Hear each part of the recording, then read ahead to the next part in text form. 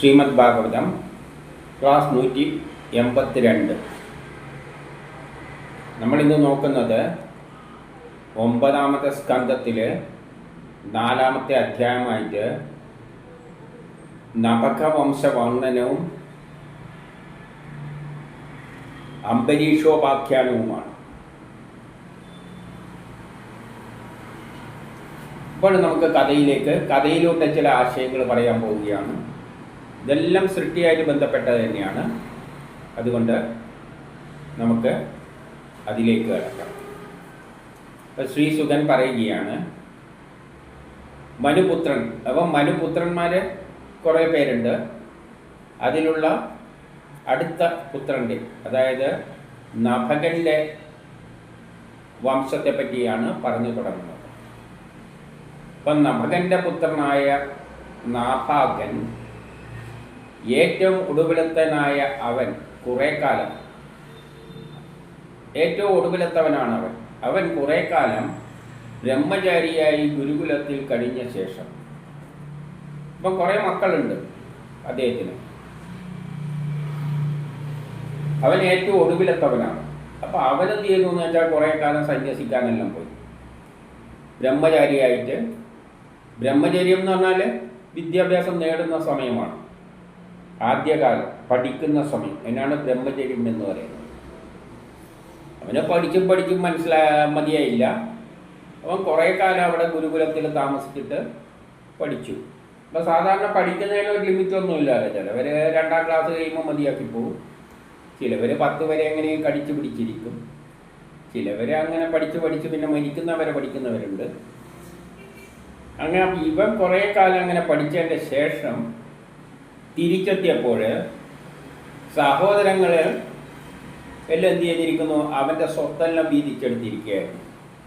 അതായത് അച്ഛൻ്റെ സ്വത്തെല്ലാം വീതിച്ചെടുക്കുകയാണ്.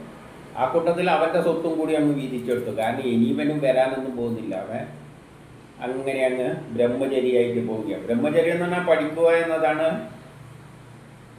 അങ്ങനെ പഠിച്ച് നടക്കുന്നവർക്ക് പിന്നെ ബാക്കിയുള്ളതിൽ താല്പര്യം ഉണ്ടാവില്ല.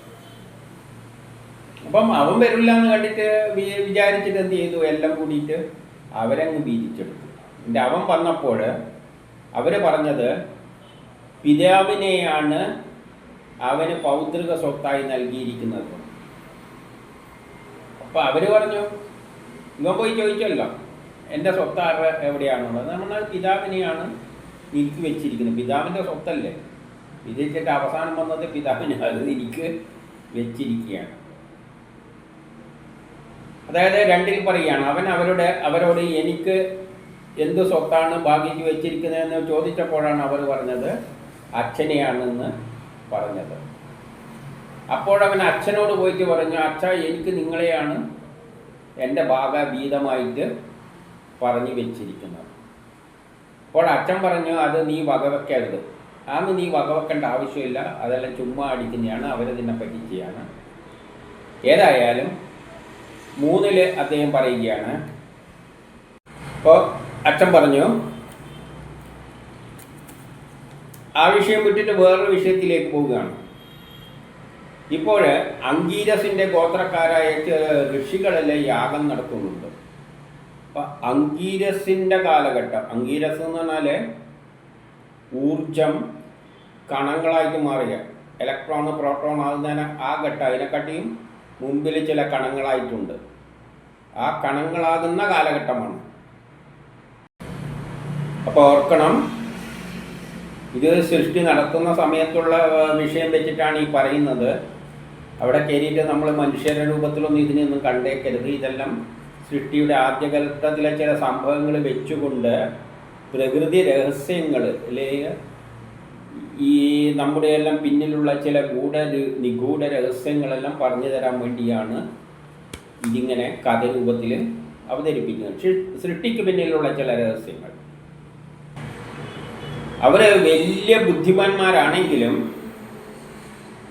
6ാമത്തെ ദിവസം വരുമ്പോൾ അവർക്ക് കർമ്മം അനുഷ്ഠിക്കാൻ ചെറിയ ആശയക്കുഴപ്പങ്ങളെല്ലാം വരും. കർമ്മം അനുഷ്ഠിക്കുക എന്ന് പറഞ്ഞാൽ സൃഷ്ടിയാണ് നടക്കുന്നത്. സൃഷ്ടി എങ്ങനെയാണ്? വേദമന്ത്രങ്ങളുടെ അടിസ്ഥാനം. ഋഷികളെല്ലാം നടത്തുന്നതല്ലേ പറഞ്ഞത്, വേദമന്ത്രങ്ങളുടെ അടിസ്ഥാനത്തിലാണ് നടത്തുന്നത്. പക്ഷെ 6-ാം ദിവസം ആകുമ്പോൾ ഈ മന്ത്രത്തിൻ്റെ ഒന്നും അർത്ഥം നമുക്കിപ്പോൾ ഒരു മന്ത്രത്തിൻ്റെ അർത്ഥവും പിടിയില്ല. പക്ഷേ അവർക്ക് 6-ാമത്തെ ദിവസമായപ്പോൾ ഈ മന്ത്രങ്ങളിൽ ഇനി എങ്ങനെയാണ് സൃഷ്ടി, നമ്മളിപ്പോൾ പാചകം ഉണ്ടാക്കാൻ നോക്കുമ്പോൾ കുറേയെല്ലാം വായിച്ചു നോക്കിയിട്ട് ഉണ്ടാക്കാൻ തുടങ്ങിയാണെങ്കിൽ കുറേ പകുതിക്കെത്തുമ്പോൾ എന്തോ പറയുമ്പോൾ ഇതെന്താ സാധനം എന്നൊന്നും പിടിയിട്ടാതെ അവിടെ കിടന്ന് വട്ടം തിരിയല്ല. അതുപോലെ ഇവരും അവിടെ കിടന്നിട്ട് വട്ടം തിരിയും അടുത്ത മന്ത്രത്തിൻ്റെ എങ്ങനെ പ്രയോഗിക്കണം എന്നുള്ള കാര്യത്തിൽ. അപ്പം 4:5 പറയാണ്, അപ്പം നീ ഈ രണ്ട് സൂക്തങ്ങൾ പറഞ്ഞു കൊടുത്തിട്ട് പറയുകയാണ്, ഈ രണ്ട് സൂക്തങ്ങൾ അവർക്ക് ചൊല്ലി ബോധിപ്പിക്കണം. അപ്പം നീ അവരെ ഹെൽപ്പ് ചെയ്തിട്ട് ഈ 2 മന്ത്രങ്ങൾ അവർക്ക് പറഞ്ഞു കൊടുക്കണം. അപ്പോൾ അവർ അതിലൂടെ അവരുടെ യജ്ഞമെല്ലാം പൂർത്തിയായിട്ട് പോകുമ്പോൾ എന്തെങ്കിലും അവിടെ ശേഷിക്കുന്നതെല്ലാം നിനക്ക് തരും. ആ ധനമെല്ലാം എന്താണ് അവിടെ യജ്ഞം നടത്തിയിട്ട് ശേഷിച്ചത്. നാപകൻ അതുപോലെ ചെയ്തു. അവർ അവശേഷിച്ചതിനെ അവന് വേണ്ടി നൽകി സ്വർഗത്തിലേക്ക് പോയി. അവിടെ യജ്ഞം കഴിഞ്ഞിട്ട് ശേഷിച്ചത് അവന് കൊടുത്തിട്ട് അവർ പോയി. നമ്മളിപ്പോൾ ഒരു യജ്ഞം നടത്തിയാൽ സാധാരണ ചോറ് വയ്ക്കുകയാണെങ്കിൽ, ഒരു യജ്ഞം നടത്തുകയാണെങ്കിൽ നമ്മൾ ചോറിന് വേണ്ട അരിയും വെള്ളം എല്ലാം ഇന്ദ്രന് കൊടുക്കും. പാത്രത്തിലിട്ടിട്ട് ഇന്ദ്രന് കൊടുത്ത് അഗ്നിയും കൊടുക്കും. അഗ്നി അരിയും വെള്ളം എല്ലാം എടുത്തിട്ട് അവസാനം അവർക്ക് അതെല്ലാം എടുത്തിട്ട് ദേവഗണങ്ങളങ്ങ് പോകും. പിന്നെ ബാക്കിയാകുന്ന എന്തായിരിക്കും? ആ ചോറാണ്. ആ ബാക്കി വരുന്ന ചോറാണ് നമ്മൾ എടുക്കുന്നത്. യജ്ഞകുണ്ടത്തിലാണെങ്കിൽ ബാക്കി വരുന്ന എന്താണ്? കത്തിച്ചെല്ലാം കഴിഞ്ഞാൽ അവിടെ കുറെ വെണ്ണീരായിരിക്കും, ക്ഷാരമായിരിക്കും, അതെല്ലാം മിച്ചം വരുന്നത്.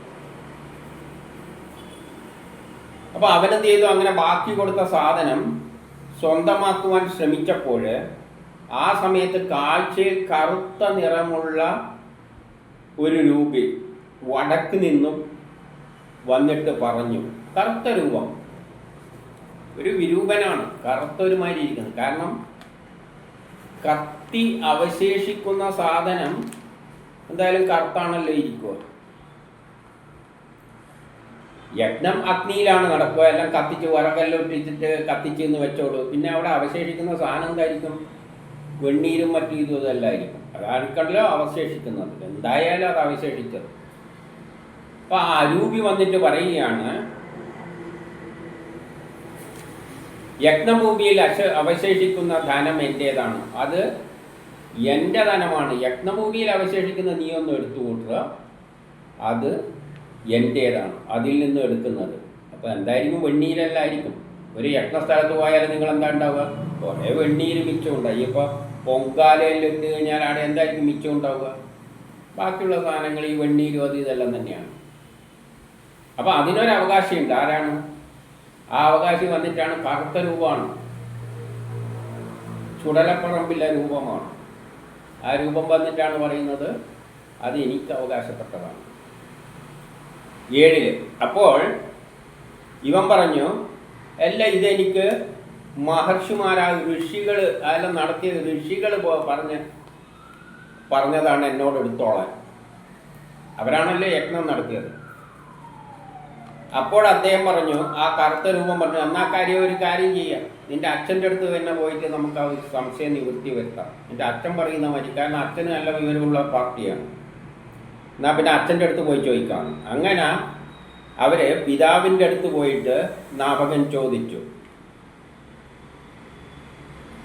അപ്പോൾ അച്ഛൻ പറയുകയാണ് 8 യജ്ഞവേദിയിൽ ഋഷികൾ മിച്ചമായി വെക്കുന്നതെല്ലാം രുദ്രനുള്ളതാണ്. അപ്പോൾ അവിടെ അവശേഷിക്കുന്ന വെണ്ണീരെല്ലാം ആർക്കുള്ളതാണ്? രുദ്രനുള്ളതാണ്. രുദ്രൻ എന്താണ് ഞാൻ പറഞ്ഞത്? ആറ്റമാണ്. അതുകൊണ്ടാണ് രുദ്രനെ കണ്ട് എവിടെ പോകണം എന്ന് പറഞ്ഞത്?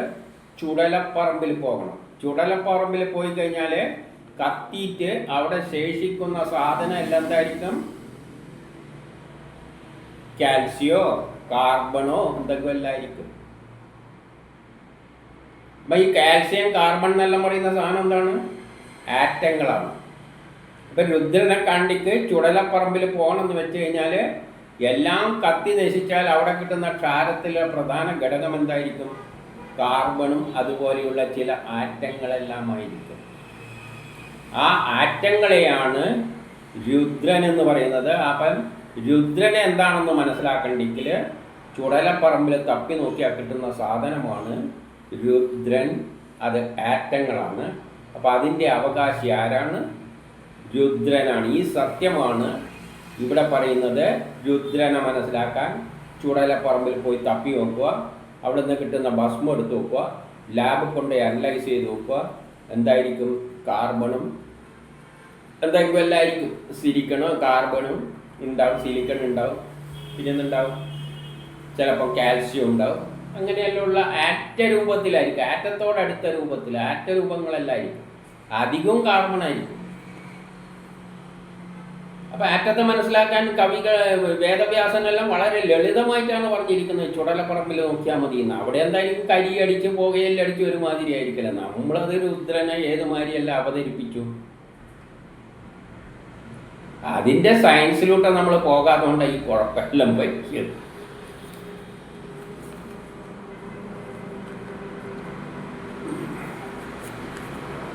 അപ്പം നാഭാഗൻ 9 പറയാണ്, യക്ഷശിഷ്ടത്തിൻ്റെ അവകാശിയായ രുദ്രനെ നമസ്കരിച്ചിട്ട് പറഞ്ഞു,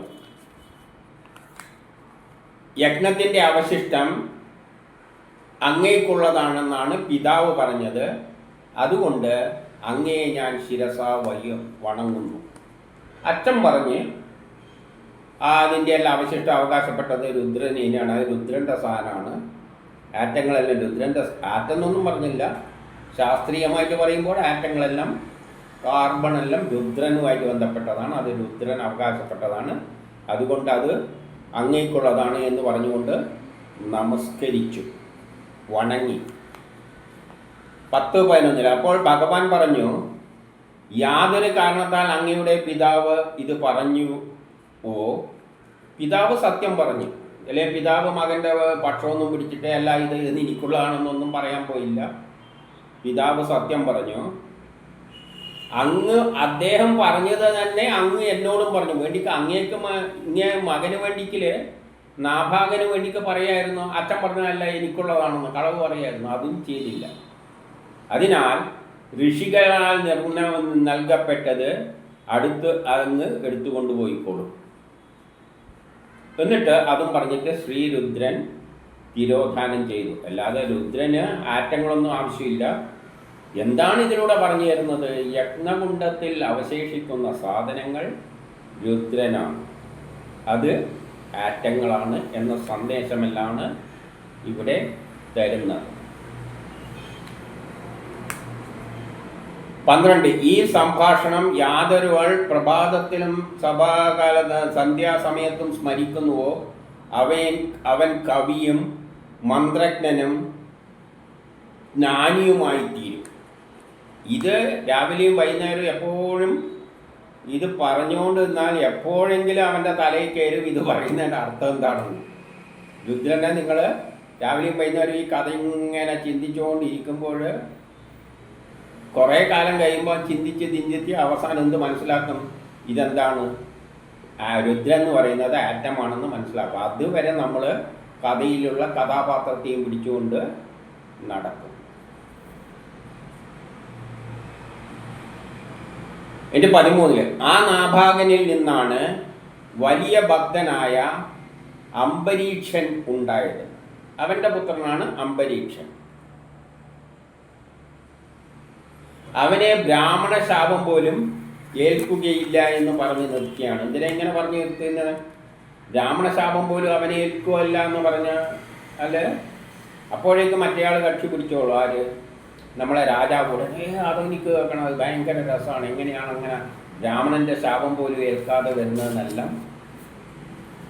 അപ്പോൾ ബ്രാഹ്മണരുടെ ശാപം എന്ന് പറഞ്ഞാൽ ബുദ്ധിമാന്മാർ, ശാസ്ത്രജ്ഞന്മാർ, അവരുടെ ജീവിതം തന്നെ ഗവേഷണത്തിന് വേണ്ടി പോകുന്നവരാണ്. ചിന്തിക്കുന്ന നല്ല ബുദ്ധിമാന്മാർ, ലോകത്തിൻ്റെ പിന്നിലുള്ള രഹസ്യം മനസ്സിലാക്കാൻ പോകുന്നവരാണ് ബ്രാഹ്മണന്മാർ. ബ്രഹ്മത്തെ പോലും മനസ്സിലാക്കാൻ ശ്രമിക്കുന്ന, ആ ബ്രഹ്മത്തിൻ്റെ അടുത്ത് വരെ എത്തിയവരാരാണ്? ഐസക് ന്യൂട്ടണും എല്ലാം. അങ്ങനെയുള്ള ചിന്തകന്മാരെ അവർ ശപിച്ചു കഴിഞ്ഞാൽ ഏൽക്കുമെന്നാണ് പറയുന്നത്. കാരണം അത്രയും നിഷ്കളങ്കരായ ദൈവത്തോട് സമാനമായ ആൾക്കാരാണ്. അല്ലാതെ വേദങ്ങളുടെ അർത്ഥം എഴുതി തന്ന വേദങ്ങളുടെ അർത്ഥം പോലും മനസ്സിലായില്ലെങ്കിൽ അവരൊന്നും ബ്രാഹ്മണരല്ല. ബ്രാഹ്മണരെന്ന് പറഞ്ഞാൽ എന്തും മനസ്സിലാക്കാൻ കഴിവുള്ളവരാണ്, ശാസ്ത്രജ്ഞരാണ്, ചിന്തകരാണ്. അപ്പം 14 രാജാവ് പറയുന്നു, ബ്രഹ്മർഷേ ആ രാജാവപ്പം ചോദിക്കുകയാണ്, ബ്രഹ്മർഷേ ആ ബുദ്ധിമാനായ രാജർഷിയുടെ ചരിത്രം കേൾക്കാൻ നമുക്ക് ആഗ്രഹമുണ്ട്. അവിടെ കുറേ പേര് ഇരിക്കുന്നുണ്ടല്ലോ. യാതൊരാൾ ബ്രാഹ്മണ ശാപം പോലും ഏൽക്കില്ല എന്ന് പറഞ്ഞല്ലോ. അതെന്തുകൊണ്ടാണ് അങ്ങനെ ഏൽക്കാതെ ആകുന്നത്? അപ്പം 16 പറയുകയാണ് ശുഗൻ, മഹാഭാഗ്യവനായ അദ്ദേഹം 7 ദ്വീപുകളും അവയുടെ സമ്പത്തും ഐശ്വര്യവും ലഭിച്ചിട്ടും മോഹാന്ധകാരത്തിൽ അകപ്പെട്ടില്ല. അപ്പം അവനൊരു കർമ്മയോഗിയാണ്. അവനാണ് രാജാവായി മാറുന്നത്. അംബരീക്ഷൻ എന്തായി? 7 ലോകങ്ങൾ എന്ന് പറഞ്ഞാൽ 7 ലോകങ്ങളല്ലേ മുകളിലുള്ളത്, പ്രപഞ്ചം മുഴുവൻ. ആ 7 ദ്വീപുകളുടെയും സമ്പത്തും ഐശ്വര്യം. അപ്പം ലോകം മുഴുവൻ വ്യാപിക്കുന്ന ആ പ്രപഞ്ചത്തിൻ്റെ അധിപനാണ് ആ അംബരീഷൻ എന്ന ശക്തിവിശേഷം. ഇത്രയും ഐശ്വര്യവും സമ്പത്തൊന്നും കിട്ടിയിട്ടും അദ്ദേഹം മോഹാന്ധകാരത്തിൽപ്പെട്ടില്ല. അതിൽ അദ്ദേഹത്തിനൊരു മോഹം ഉണ്ടായില്ല. അതെല്ലാം സ്വപ്നത്തിലെ പോലെ അവാസ്തവമായിട്ട് അദ്ദേഹം കണക്കാക്കി. അതെല്ലാം വെറുതെ സ്വപ്നത്തിലെ കാര്യങ്ങൾ പോലെ അവൻ അവാസ്തവമായിട്ട് കണ്ടുകൊണ്ടാണ് രാജ്യം ഭരിച്ചത്. സമസ്ത ഐശ്വര്യവാനായ ശ്രീ വാസുദേവനിൽ അദ്ദേഹത്തിൻ്റെ ഭക്തന്മാരിലും ഭക്തിഭാവന പ്രകടിച്ചുകൊണ്ട്. അപ്പോൾ അദ്ദേഹം എന്താണ് ചെയ്തത്? വാസുദേവനിലും ഭക്തി വെച്ചു. വാസുദേവനിൽ ഭക്തി അർപ്പിച്ച് ജീവിക്കുന്ന ഭക്തന്മാരുണ്ടെങ്കിൽ അവരിലും അദ്ദേഹം വിശ്വാസം അർപ്പിച്ചുകൊണ്ട് വിശ്വത്തെ മുഴുവൻ മൺകട്ടയ്ക്ക് സമാനമായി കണക്കാക്കി. ഈ വിശ്വം എന്ന് പറയുന്നത് വെറും മൺകട്ടയാണെന്ന നിലയിലാണ് അദ്ദേഹം പോയത്. അതായത് അദ്ദേഹത്തിന് വിരക്തിയാണ്. പക്ഷേ രാജ്യം ഭരിച്ചല്ലേ പറ്റൂ. അപ്പോൾ അവരുടെ കർമ്മം ചെയ്യണം. ആർക്ക് വേണ്ടിയിട്ട്? സൃഷ്ടിച്ചിരിക്കുന്ന രാജാവായിട്ട് രാജ്യം ഭരിക്കാനാണ്. അപ്പോൾ അദ്ദേഹം കർമ്മം ചെയ്യും. അത്തരത്തിൽ അവിടെ രാജ്യമൊന്നുമില്ലേ, ഇതെല്ലാം പ്രപഞ്ചം ഉണ്ടായിട്ടുണ്ട്. അതിനെ നോക്കി നടക്കുന്ന ശക്തി.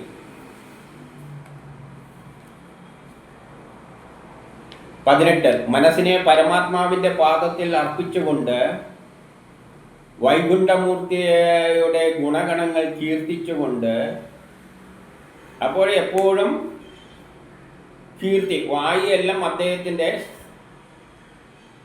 ഭഗവാന്റെ കീർത്തനങ്ങൾ പറഞ്ഞുകൊണ്ട്, കൈകളുടെ ശ്രീഹരിയുടെ മന്ദിരങ്ങളെ പാപമുക്താൻ അടിച്ചു തുടച്ചുകൊണ്ട്, കൈകളിൽ എന്തിനാണ് ഉപയോഗിച്ചത്? ശ്രീഹരിയുടെ മന്ദിരങ്ങളെ പാപമുക്താനാക്കാൻ വേണ്ടി അടിച്ചു തുടച്ചുകൊണ്ട്. അപ്പം കൈകൾ കൊണ്ട് ശുദ്ധീകരിക്കുകയാണ് ചെയ്തത്. 7 ലോകങ്ങളെയും ശുദ്ധീകരിക്കാൻ കൈകൾ അതിനു വേണ്ടിയിട്ട്. അതെല്ലാം വിഷ്ണുവിൻ്റേതാണ് ഈ ലോകം. അത് ശുചിയാക്കാൻ വേണ്ടിയിട്ട് അദ്ദേഹം കൈകൾ ഉപയോഗിച്ചു. കാതിനെ അച്യുതൻ്റെ കഥകൾ കേൾക്കുന്നതിനും വിനിയോഗിച്ചു. കാതെല്ലാം ഉപയോഗിക്കുന്നതിന് വേണ്ടിയാണ് ആ ഈശ്വരൻ്റെ കഥകൾ കേൾക്കാൻ. 19 നേത്രങ്ങളെ ദേവാലയ സന്ദർശനത്തിനും. അതായത് ദേവാലയം എന്ന് പറഞ്ഞാൽ ഈ ഉള്ള പ്രപഞ്ചം മുഴുവൻ ദേവാലയങ്ങൾ. അന്നല്ലാതെ അമ്പലമൊന്നുമില്ല. അപ്പം ദേവാലയം എന്ന് പറഞ്ഞാൽ ദേവനുള്ള സ്ഥലം. ദേവൻ എവിടെയുള്ളത്? പ്രപഞ്ചം മുഴുവനുണ്ട്. അപ്പം ദേവാലയ സന്ദർശനത്തിനും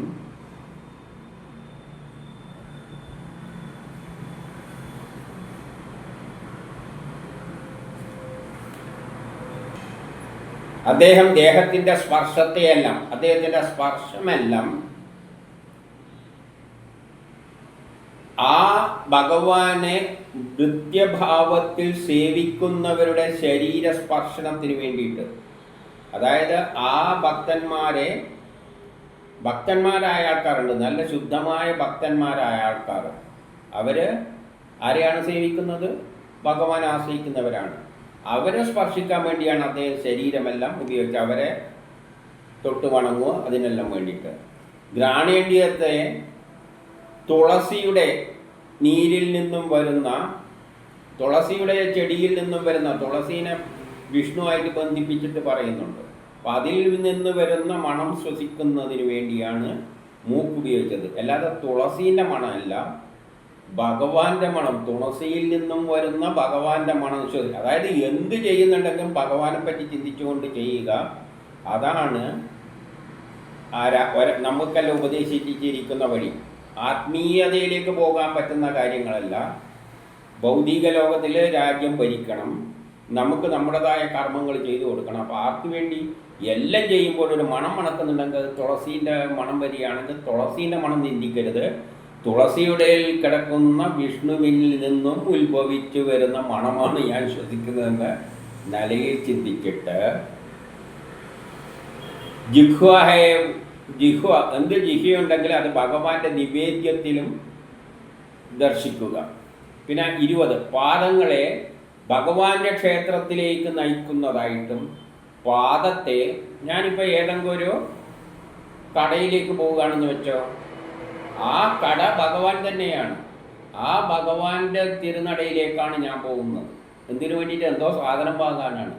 ഭഗവാന്റെ വേണ്ടിയിട്ടുള്ള സാധനം വാങ്ങാൻ വേണ്ടിയിട്ട് ഭഗവാന്റെ കടയിലേക്ക് ഞാൻ പോവുകയാണ്. അത്തരത്തിൽ ഭഗവാന്റെ ക്ഷേത്രത്തിലേക്ക് നയിക്കുവാനും, ശിരസിനെ ഭഗവാന്റെ പാദങ്ങളിൽ വീണ് വന്ദിക്കുവാനും, അഭിലാഷങ്ങളെ ഭഗവാന്റെ ദാസഭാവത്തെ നിമിത്തീകരിച്ചും വിനിയോഗിച്ചും ഒരിക്കലും വിഷയാഭിലാഷം ഉണ്ടാക്കാത്ത വിധം, ഒരു താല്പര്യം, സ്വന്തം താല്പര്യം ഒന്നുമില്ലാത്ത വിധത്തിൽ ഭഗവാന്റെ ഭക്തജനങ്ങളിൽ അനുരക്തരായിട്ട് എല്ലാ ജനങ്ങളെയും ഭഗവാന്റെ ഭക്തന്മാരായി കാണുക. കാണുന്നവരെല്ലാം ഭഗവാന്റെ ഭക്തന്മാരാണ്. കാരണം ഈ എല്ലാം ഭഗവാൻ തന്നെയാണ് ആയിരിക്കുന്നത്. അപ്പോൾ ആരോടെങ്കിലും എല്ലാം ഡീൽ ചെയ്യുന്നുണ്ടെങ്കിൽ അതെല്ലാം ഭഗവാന്റെ ഭക്തന്മാരായിട്ട് സ്വജീവിതത്തെ വിനിയോഗിച്ചു. അങ്ങനെയാണ് അദ്ദേഹം ജീവിച്ചത്. അതായത് അദ്ദേഹം എല്ലാം ഭഗവാനിൽ അർപ്പിച്ചുകൊണ്ട് കർമ്മം ചെയ്യുക. അപ്പം നമ്മളെ ജോലി ഇതാണ്. നമ്മൾ എന്ത് ചെയ്യുന്നുണ്ടെങ്കിലും കുട്ടികൾക്ക് എന്തെങ്കിലും ഭക്ഷണം കൊടുക്കുന്നുണ്ടെങ്കിൽ അത് ഭഗവാൻ കുട്ടിയായി വന്നിരിക്കുകയാണ് അവർക്ക് കൊടുക്കുക. അപ്പം വേറൊരു കുട്ടി അടന്ന് കരയുന്നുണ്ട്, അത് പിന്നെ അടുത്ത വീട്ടിലായിരിക്കും വിശന്നിട്ട്. അതും ഭഗവാന്റെ കുട്ടിയാണ്. ഭഗവാന്റെ കുട്ടിക്ക് വേണ്ടിയിട്ട് കൊടുക്കുക. നമ്മളെ കുട്ടിയും ഭഗവാന്റെ കുട്ടി ഭഗവാൻ തന്നെ, അപ്പുറത്തെ കുട്ടിയും ഭഗവാൻ തന്നെ, പിച്ചക്കാരനായാലും അത് ഭഗവാൻ തന്നെ. ഇങ്ങനെ എല്ലാം എന്ത് ചെയ്യുന്നതും ഭഗവാനാണെന്ന് ചിന്തിച്ചുകൊണ്ട് കർമ്മം ചെയ്യുക. ഇതാണ് ശരിയായ നമുക്ക് വിധിച്ച വഴി. കർമ്മം ചെയ്യാതിരിക്കാൻ പറ്റില്ല. ചെയ്ത ജോലി തീർത്തേ പറ്റും. മക്കളെ പോറ്റേണ്ടതും ജോലി തന്നെയാണ്, കല്യാണം കഴിക്കേണ്ടതും ജോലിയാണ്. കാരണം കുട്ടികൾ ഭാവിയിലേക്ക് വേണം. ഇപ്പം ചെയ്യുന്നതെല്ലാം ഇതെല്ലാം ഭഗവാന് വേണ്ടി എന്നും പറഞ്ഞിട്ടാണ് അദ്ദേഹം ചെയ്തുകൊണ്ടിരുന്നത്. അതിലൂടെയും ബ്രഹ്മസാക്ഷാത്കാരം നേടാം. നമുക്കതേ പറ്റൂ. കർമ്മം തീരാതെ നമുക്ക് വിരക്തിയൊന്നും വരില്ല. വിരക്തി വരില്ല. ഇങ്ങനെ ചെയ്യുമ്പോൾ വിരക്തിയൊന്നും വരില്ല. അദ്ദേഹത്തിൻ്റെ ജോലി തീർത്തു കൊടുക്കേണ്ട ഉത്തരവാദിത്തം എനിക്കുണ്ട് എന്ന് പറഞ്ഞാൽ ഇങ്ങനെയെങ്കും എന്തെല്ലാം ജോലി എനിക്ക് വരുന്നുണ്ടോ അതെല്ലാം അങ്ങ് ചെയ്തു കൊടുക്കും. അപ്പം വിരക്തി ഉണ്ടാവില്ല. വിരക്തി വന്നവർക്കാണ് സന്യാസം. അത് ഭ്രാന്തനെ പോലെ പോയിക്കോണം.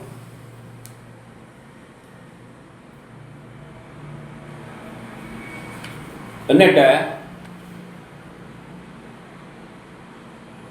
സർവ 21 സർവ ഐശ്വര്യങ്ങളുടെയും എല്ലാ കർമ്മങ്ങളുടെയും അധിഷ്ഠാതാവും ഇന്ദ്രിയജ്ഞാനത്തിനതീതനുമായി, അതേസമയം ഇന്ദ്രിയജ്ഞാനത്തിലൊന്നും എല്ലാ ഇന്ദ്രിയങ്ങളുടെയും ജ്ഞാനത്തിനും അദ്ദേഹത്തിൽ നിന്ന് തന്നെയാണ് ഉണ്ടാകുന്നത്. പക്ഷേ അദ്ദേഹം ആ ജ്ഞാനത്തിലൊന്നും അതീതനായിട്ടാണ് കഴിയുന്നത്. ആ ഭഗവാനിൽ കർമ്മങ്ങൾ അർപ്പിച്ചുകൊണ്ട്, അങ്ങനെയുള്ള വിഷ്ണുവില്, ഭഗവാനില്, അല്ലെങ്കിൽ ശ്രീഹരിയില് അദ്ദേഹം തൻ്റെ കർമ്മങ്ങളെല്ലാം അർപ്പിച്ചുകൊണ്ട് ഈ ഭൂമിയെ ബ്രാഹ്മണരാൽ ഉപദേശിക്കപ്പെട്ടതായി പരിപാലിച്ചു.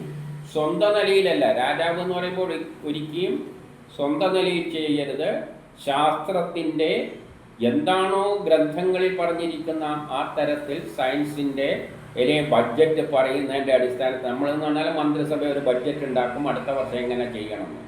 അതിനനുസരിച്ച് കർമ്മം ചെയ്യുക. അല്ലാതെ എൻ്റെ കാര്യം എന്ന നിലയിൽ വരാൻ പാടില്ല. മുകളിലുള്ള രാജാവായിരിക്കുമ്പോൾ ഉപദേശിക്കാൻ കുറേ ആൾക്കാരുണ്ടാകും. അവർ ശാസ്ത്രത്തിൻ്റെ അടിസ്ഥാനത്തിൽ ഉപദേശിക്കും. അത് ചെയ്തിട്ട് നിസ്സാർത്ഥമായിട്ട് അദ്ദേഹം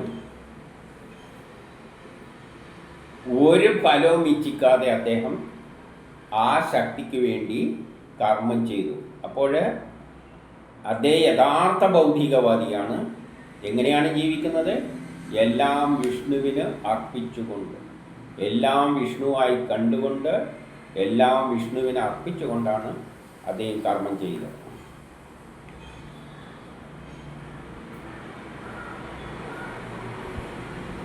ഈ അംബരീഷ മഹാരാജാവ് മരുഭൂമിയിൽ സരസ്വതി നദിയുടെ നീരൊഴുക്കിന് അഭിമുഖമായി ഇരുന്നു കൊണ്ട് വേദകർമ്മങ്ങളുടെ അടിസ്ഥാനമായ ഈശ്വരനെ, വേദകർമ്മങ്ങളുടെയെല്ലാം അടിസ്ഥാനമായ ഈശ്വരനെ വസിഷ്ഠൻ, അസിതൻ, ഗൗതമൻ മൂലാവരുടെ ഉപദേശങ്ങൾക്കനുസരിച്ച് അശ്വമേധങ്ങൾ കൊണ്ട് ആരാധിച്ചു. അത് ഋഷികളെല്ലാം, ഇതെല്ലാം ഋഷികളാണ്. അതായത് വേദത്തിൽ പറയുന്ന ഋഷികൾ എന്തു പറഞ്ഞിരിക്കുന്നു ആ തത്വത്തിനനുസരിച്ച് അദ്ദേഹം ലോകം ഭരിച്ചു. അപ്പം അദ്ദേഹം സന്യസിക്കാനൊന്നും പോയിട്ടില്ല. അദ്ദേഹം ചെയ്യേണ്ട ജോലിയെല്ലാം കൃത്യമായിട്ട് ചെയ്തുകൊണ്ട് അദ്ദേഹം രാജ്യം ഭരിച്ചു. ഇതാണ് നമുക്കുള്ള ഉപദേശം. നമ്മളും ഇതുപോലെ കർമ്മങ്ങളെല്ലാം തന്നെ ആ ഈശ്വരനായിക്കൊണ്ട് ചെയ്യുക. അല്ലാതെ നമുക്കുള്ള ചിന്ത, നാം എന്ന ചിന്ത ഉപേക്ഷിക്കുക, നമുക്ക് എന്ന ചിന്ത ഉപേക്ഷിക്കുക, നമ്മുടെ ബന്ധുക്കൾക്ക് വേണ്ടി എന്ന ചിന്ത ഉപേക്ഷിക്കുക, തൻ്റെ രാഷ്ട്രീയ പാർട്ടികളിലെ നമ്മളെ ജനങ്ങൾ, അല്ലെങ്കിൽ ഇന്ത്യക്കാർക്ക്, അല്ലെങ്കിൽ ചൈനക്കാർക്ക് ഇങ്ങനെയുള്ള ചിന്തയെല്ലാം ഉപേക്ഷിച്ചുകൊണ്ട് 7 ലോകങ്ങളെയും ഒന്നായി കണ്ടുകൊണ്ട് എല്ലാ മനുഷ്യരും ബ്രഹ്മത്തിൻ്റെ അംശമായി കണ്ടുകൊണ്ട് കർമ്മം ചെയ്ത് ഇവിടുന്ന് പോയിക്കൊള്ളുക. ഇനി 23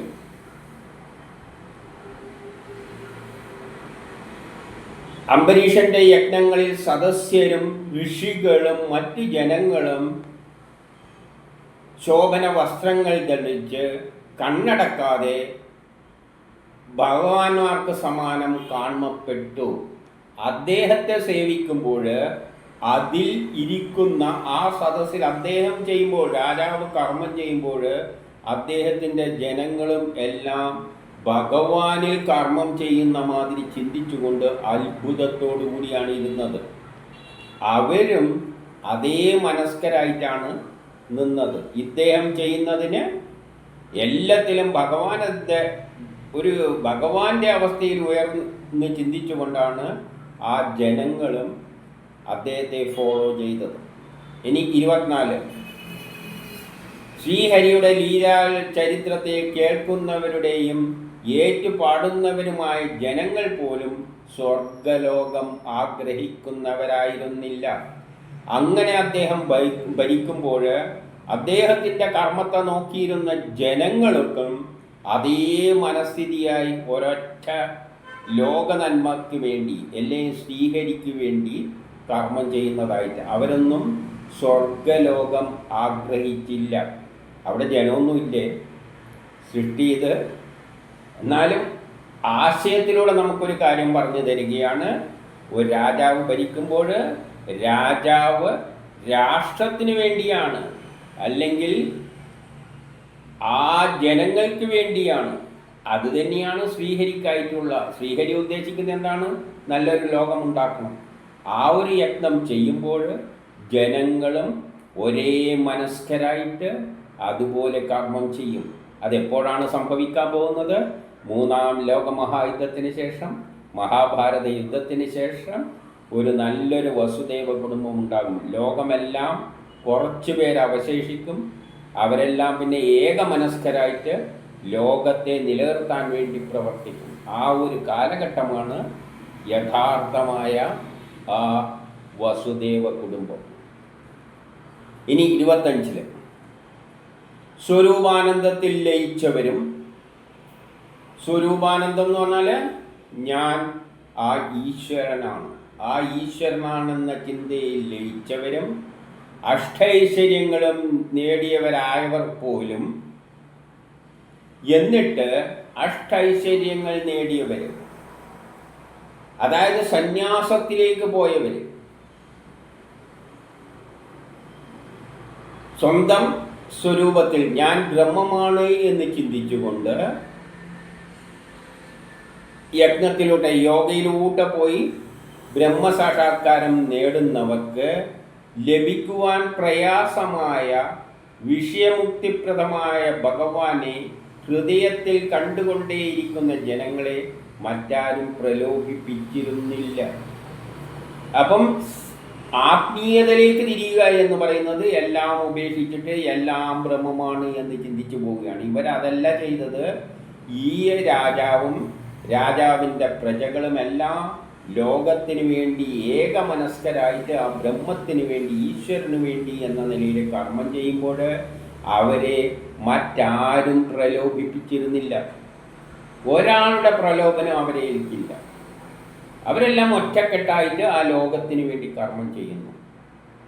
ആ ഒരു അവസ്ഥയിൽ ഉള്ള അവസ്ഥ അതും ബ്രഹ്മസാക്ഷാത്കാരത്തിന് തുല്യമാണ്. പക്ഷേ മറ്റുള്ളവർക്ക് ലഭിക്കാത്ത പ്രയാസമായ, അതായത് എല്ലാം ഉപേക്ഷിച്ചിട്ട് വിരക്തി വന്നിട്ട് പോയിട്ട് ലഭിക്കുവാൻ പ്രയാസമായ കാര്യങ്ങൾ ഇവർ ലോക നന്മക്കായിട്ട് കർമ്മമാർഗത്തിലൂടെ എന്ത് ചെയ്യുകയാണ്? കാര്യം നേടുകയാണ്. ഇതാണ് കർമ്മമാർഗം. അർജുനനോട് അതാണ് കൃഷ്ണൻ ഉപദേശിച്ചത്. നീ നിന്റെ കർമ്മം ചെയ്യുക, ഫലത്തെപ്പറ്റി ചിന്തിക്കണ്ട. ബന്ധുക്കളെ ചിലപ്പം കൊല്ലേണ്ടി വരും, മക്കളെ തന്നെ ചിലപ്പം തട്ടേണ്ടി വരും. എന്തിനു വേണ്ടി? ധർമ്മയുദ്ധത്തിൽ ധർമ്മത്തിൻ്റെ വിജയത്തിന് വേണ്ടി. അപ്പം അങ്ങനെ കർമ്മം ചെയ്യുന്നതിലൂടെയും എന്താണ് നേടുന്നത്? ബ്രഹ്മസാക്ഷ. കാരണം അങ്ങനെ കർമ്മം ചെയ്യുമ്പോൾ അർജുനൻ്റെ കൂടെ നിൽക്കുകയാണ് ആര്? ഭഗവാൻ കൃഷ്ണൻ. അല്ല, തപസ് ചെയ്യുന്ന സന്യാസിമാരുടെ പിന്നാലെ ഒന്നും ഭഗവാൻ നടക്കുന്നില്ല. ഭഗവാൻ നടന്നത് ഈ പാണ്ഡവരുടെ പിന്നാലെയാണ്. സന്യസിക്കാൻ പോയവരെല്ലാം അങ്ങ് പോയിട്ടുണ്ട്. വിരക്തി വന്ന് പോയവരെല്ലാം അന്നത്തെ കാലത്തും സന്യാസിമാരല്ല. അവരുടെ പിന്നാലെ ഒന്നും കൃഷ്ണൻ നടന്നില്ല. കൃഷ്ണൻ നടന്നത് നിസ്വാർത്ഥമായ അദ്ദേഹത്തിന് ഒരു സുന്ദരമായ ലോകമുണ്ടാക്കണം. ആ കർമ്മത്തിൽ പങ്കെടുക്കുന്നവരുടെ കൂട്ടത്തിലാണ് കൃഷ്ണൻ നിന്നത്. അപ്പോൾ ആ മാർഗവും നമുക്ക് പറ്റിയ മാർഗം അതാണ്. എല്ലാം നമുക്ക് വേണ്ടിയല്ല, നമ്മളെ കുടുംബത്തിന് വേണ്ടിയല്ല, എല്ലാം ലോകത്തിന് വേണ്ടി എന്ന നിലയിൽ ഇറങ്ങിത്തിരിക്കുക. ഈ ആശയമാണ് ഇതിനോട്ട് തരുന്നത്. ഇനി 26. ആ രാജാവ് ഭക്തിയോഗത്തിലൂടെയും തപസ്സോടും കൂടി സ്വധർമ്മം അനുഷ്ഠിച്ച് ഇപ്രകാരം ശ്രീഹരിയെ പ്രസാദിപ്പിച്ചുകൊണ്ട് എല്ലാ ആസക്തികളെയും സാവകാശം ഉപേക്ഷിച്ചു. അയാൾക്കൊരാസക്തിയുമില്ല, അയാൾക്കൊന്നും വേണ്ട, അയാൾ കർമ്മം ചെയ്യുന്നു, അയാൾക്കൊരു ചുക്കും വേണ്ട, എല്ലാം ശ്രീഹരിക്ക് വേണ്ടി. യഥാർത്ഥത്തിൽ അതിനാണ് നമ്മളെ സൃഷ്ടിച്ചിരിക്കുന്നത്. നമ്മൾ ആദ്യം മനസ്സിലാക്കണം. നമ്മളെ സൃഷ്ടിച്ചത് എന്തോ കർമ്മം ചെയ്തു കൊടുക്കുകയാണ്. ആ ബ്രഹ്മത്തിന്, ഈശ്വരന് നല്ലൊരു ലോകമുണ്ടാക്കണം. ആ കലിയുഗത്തിൻ്റെ അവസാനത്തിൽ എല്ലാവരും ഏകമനസ്കരായി ഒരൊറ്റ ലക്ഷ്യം വെച്ചുകൊണ്ട് നീങ്ങുന്ന ലോകം മുഴുവൻ ഒരൊറ്റ കുടുംബം പോലെ നിൽക്കുന്ന, അവിടെ ചൂഷണമില്ല, വാരിക്കൂട്ടലില്ല, ജാതിമത ചിന്തകളൊന്നും തന്നെയില്ല. എല്ലാവരും ആ ഈശ്വരൻ്റെ അംശങ്ങളായി കാണുന്ന ഭേദഭാവമില്ലാത്തൊരു ലോകം. അതിലേക്ക് ശ്രമിക്കുകയാണ് മനുഷ്യൻ്റെ ധർമ്മം. എല്ലാത്തവരെ കഷ്ടപ്പെടും. സുഖത്തിന് വേണ്ടി ഓടി നടന്നു കഴിഞ്ഞാൽ കിട്ടാൻ പോകുന്നില്ല, മനഃശാന്തി കിട്ടാൻ പോകുന്നില്ല, രാത്രി ഉറക്കം കിട്ടാൻ പോകുന്നില്ല. 27. ഗൃഹം, പന്നി, പുത്രന്മാർ, ബന്ധുക്കൾ, ആന, തേര്, കുതിര, കാലാൾപ്പട, രക്തങ്ങൾ, ആഭരണങ്ങൾ, ധനനിക്ഷേപം മുതലായവയെല്ലാം മിഥ്യയായി അദ്ദേഹം കണ്ടു. ഭാര്യയും മക്കളും എല്ലാം തന്നെ എല്ലാം മിഥ്യയാണ്. അതേ കർമ്മം മാത്രം ചെയ്യുന്നു. 28. ഈ ഭക്തിയിൽ പ്രസന്നനായ വിഷ്ണു ഭഗവാൻ പ്രതിപക്ഷങ്ങൾക്ക് ഭയമുണ്ടാക്കുന്ന, ഭക്തന്മാർക്ക് സുരക്ഷിതമേകുന്ന സുദർശന ചക്രമെന്ന ആ സംഗതി ആ അംബരീക്ഷന് നൽകി. അപ്പോൾ സുദർശന ചക്രം അംബരീഷന് നൽകുന്നു പറഞ്ഞാൽ ഈ ഒരു താല്പര്യത്തോടു കൂടി നിന്നു കഴിഞ്ഞാൽ യഥാർത്ഥത്തിൽ അദ്ദേഹം ചെയ്യുന്ന എന്താണ്? വിഷ്ണു ആഗ്രഹിക്കുന്ന കാര്യം തന്നെയാണ്. വിഷ്ണു ആഗ്രഹിക്കുന്ന കാര്യം എങ്ങനെയാണ് പ്ലാൻ ചെയ്ത് വെച്ചിരിക്കുന്നത്? സുദർശന ചക്രത്തിലൂടെയാണ്. എന്താണ് ഈ സുദർശന ചക്രം? സൂര്യനും ഗ്രഹങ്ങളും എല്ലാമാണ് നമ്മെ നയിക്കുന്നത്. അപ്പം വിഷ്ണു തന്നെയാണ് സുദർശന ചക്രം. ഈ രാശിചക്രം, ഈ ജ്യോതിഷം തന്നെയാണ്, ജ്യോതിഷത്തിലൂടെ അല്ലെ ആ ഗ്രഹങ്ങളിലൂടെയാണ് മനുഷ്യനെ അവൻ്റെ നാഡികളിലൂടെ പ്രേരിപ്പിച്ചുകൊണ്ട് കർമ്മത്തിലേക്ക് പ്രേരിപ്പിച്ച് മുന്നോട്ടേക്ക് കൊണ്ടുപോകുന്നത്. അതിനനുസരിച്ച് അംബരീഷൻ നീങ്ങുകയാണെങ്കിൽ Ambarishan is equal to Sudarshana Chakra. Sudarshana ചക്രം അവൻ്റെ കൈമേലാണുള്ളത്. അപ്പം കാലം പോകുന്നതനുസരിച്ച് അങ്ങേരും അതിൻ്റെ കൂടെ പോരും. ആരാ അങ്ങനെ തടുക്കാൻ പറ്റുക? കാലത്തോടുകൂടി നീങ്ങുന്നവരെ ആർക്കും തടുക്കാൻ പറ്റില്ല. കാലത്തിനൊരു ലക്ഷ്യമുണ്ട്. ആ ലക്ഷ്യത്തിലേക്ക് നീങ്ങുന്നവരോടൊപ്പം നമ്മൾ നീങ്ങിക്കഴിഞ്ഞാൽ നമ്മളെ ആർക്കും തടുക്കാൻ പറ്റില്ല. ഒരൊറ്റയാൾക്കും തടുക്കാൻ പറ്റില്ല. കാരണം നമ്മൾ തന്നെ കാലമായി മാറുകയാണ്. നമുക്ക് കാലത്തിൻ്റെ എടുത്തിട്ട് പിന്നോട്ടേക്ക് വലിക്കാനാണ് താല്പര്യം. നമ്മുടെ താല്പര്യം എന്താണ്? എല്ലാം വാരിക്കൂട്ടണം, നമുക്കാക്കണം. കാലത്തിന് ആ ചിന്തയില്ല. നമുക്ക് പഴയ കാലഘട്ടത്തിലേക്ക് കൊണ്ടുപോകണം, ഗോത്ര കാലഘട്ടത്തിലേക്ക് കൊണ്ടുപോകണം. നമ്മളെ പഴയ സംസ്കാരം, എന്തെല്ലോ സംസ്കാരം പഴയതുണ്ട് എന്ന് ധരിച്ചു വെച്ചിരിക്കുക.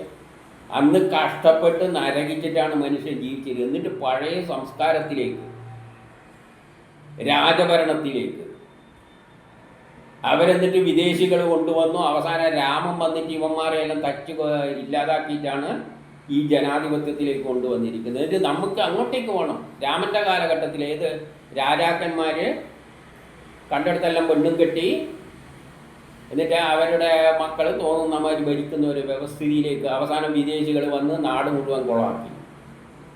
എല്ലാം വിദേശികൾ കൊണ്ടുപോയി. ആ കാലഘട്ടത്തിലേക്ക് കൊണ്ടുപോകണം. രാമൻ അതിനെ പൊളിച്ചിട്ടാണ് ഇപ്പുറത്തേക്ക് ഉണ്ടാക്കിയിരിക്കുന്നത്. അപ്പം ഇങ്ങനെ പിന്നോട്ടേക്ക് വലിക്കുന്നവരുടെ അത് കാലം പൊളിക്കുക തന്നെ ചെയ്യും. അതുകൊണ്ട് കാലത്തോടൊപ്പം ശാസ്ത്രത്തോടൊപ്പം ലോകം മുന്നോട്ടേക്ക് പോയിക്കൊണ്ടിരിക്കുക. എന്നിട്ടോ അപ്പോൾ അവർക്ക് സുദർശന ചക്രം നൽകുന്ന പറഞ്ഞാൽ സുദർശന കാലം, സുദർശന ചക്രം സൗരയൂഥ സിസ്റ്റം, ജ്യോതിഷമാണ് ലോകത്തെ മുന്നോട്ടേക്ക് നയിക്കുന്നത്. അതിനൊരു പ്ലാനുണ്ട്, ഒരു സുന്ദരമായ ലോകമുണ്ടാക്കുക. ആ ലോകത്തിലേക്ക് പോകുമ്പോൾ നമ്മളും അതിനനുസരിച്ച് നിന്ന് പോയിക്കൊള്ളുക. എങ്കിൽ നമുക്ക് സുദർശന ചക്രത്തിൻ്റെ പിൻബലം നമുക്കുണ്ട്. അപ്പോൾ അംബരീഷന് സുദർശന ചക്രത്തിൻ്റെ പിൻബലം ഉണ്ട്.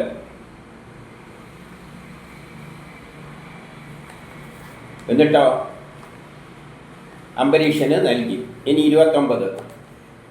ആ അംബരീഷൻ വിഷ്ണു ഭഗവാനെ ആരാധിക്കാൻ ഉത്സുകനായി.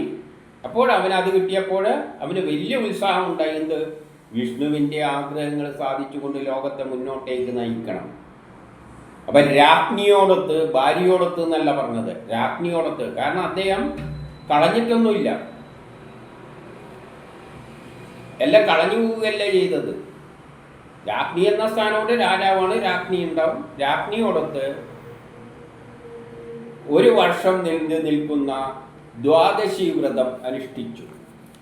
ഒരു വ്രതത്തിൻ്റെ എല്ലാം കാര്യം പറഞ്ഞിട്ട് വേറൊരു വിഷയത്തിലേക്ക് വരുത്താൻ വേണ്ടിയാണ് ഇത്. ഇനി 30 പറയുകയാണ്, വ്രതം അവസാനിക്കുന്ന ഏതോ ഒരു വൃശ്ചിക മാസത്തിലാണ് ഏതോ ഒന്ന് യമുനയിൽ സ്നാനം ചെയ്തതിൻ്റെ ശേഷം മധുവനത്തിൽ മഹാവിഷ്ണുവിനെ ആരാധിച്ചു. ഇനി 31, 32. അങ്ങനെ മഹാഭിഷേകത്തിൻ്റെ വിധി പ്രകാരം അഭിഷേകം ചെയ്ത് ചന്ദന, മാല, ആർജ്യങ്ങൾ മൂലാവിയാൽ വിഷ്ണുവിനെ ആരാധിച്ചു. പിന്നെ ബ്രാഹ്മണരെയും ആരാധിച്ചു. ബ്രാഹ്മണർ എന്ന് പറഞ്ഞാൽ യാഗങ്ങൾ നടക്കുന്ന, യാഗം എന്ന് പറഞ്ഞാൽ നമ്മൾ ഈ തരത്തിലുള്ള എന്തെങ്കിലും ഇതായിട്ടൊന്നും കാണേണ്ട. ലോകത്തിൽ നടക്കുന്ന കർമ്മങ്ങളെല്ലാം ഒരു യാഗമാണ്, വിഷ്ണുവിനുള്ള യാഗമാണ്. വിഷ്ണുവാണ് ലോകത്തെ ഒരു സുന്ദരമായ ലോകത്തിലേക്ക് എത്തിക്കുന്നത്. ആ യജ്ഞത്തിലാണ് ചെയ്യുന്നത്. പിന്നെ 33, 34, 35 കൊണ്ട് പൊന്നുകൊണ്ട് പൊതിഞ്ഞ് വെള്ളി കൊണ്ട് കുളമ്പ് അടിയുണ്ടാക്കി നല്ല വസ്ത്രങ്ങളെല്ലാം അണിഞ്ഞ് ധാരാളം പാല് നൽകുന്ന കിടാക്കളോടൊത്ത് പാത്രം മൂലാവോട് കൂടിയ പശുക്കളുടെ 60,000 കോടിയോളം അങ്ങനെയുള്ള പശുക്കളടക്കം പാത്രങ്ങളടക്കം ബ്രാഹ്മണർക്ക് ദാനം ചെയ്തു എന്നാണ് പറയുന്നത്. 60,000 കോടിയോളം. എന്നിട്ട് നല്ല ഭക്ഷണം ബ്രാഹ്മണരെ ഊട്ടിയ ശേഷം അവരുടെ സമ്മതത്തോടുകൂടി, അതായത് ശാസ്ത്രലോകത്തെ ആരാധിക്കണം എന്ന് തന്നെയാണ് ഇവിടെ ബ്രാഹ്മണരെ കൊണ്ട് ഉദ്ദേശിക്കുന്നത്. ചിന്തകരാണ് ലോകത്തെ മുന്നോട്ടേക്ക് നയിക്കുന്നത്. ഒരു സുന്ദരമായ ലോകം ഉണ്ടാക്കേണ്ടിക്ക് ചിന്തിച്ച മനുഷ്യരുടെ ജ്ഞാനത്തിലൂടെയാണ് അത് സാധിക്കുക. അല്ലെങ്കിൽ കാടന്മാരായിട്ട് ജീവിക്കേണ്ടി വരും. അപ്പം ബ്രാഹ്മണരെ അതാണ് ആരാധിച്ച ശേഷം അവരുടെ സമ്മതപ്രകാരം വ്രതം അവസാനിപ്പിക്കുവാനുള്ള ഭോജനത്തിന് ആരംഭിച്ചു. വ്രതം അവസാനിപ്പിക്കുക, ഭക്ഷണവും കഴിച്ചിട്ടാണ് വ്രതം അവസാനിപ്പിക്കുക. അപ്പോൾ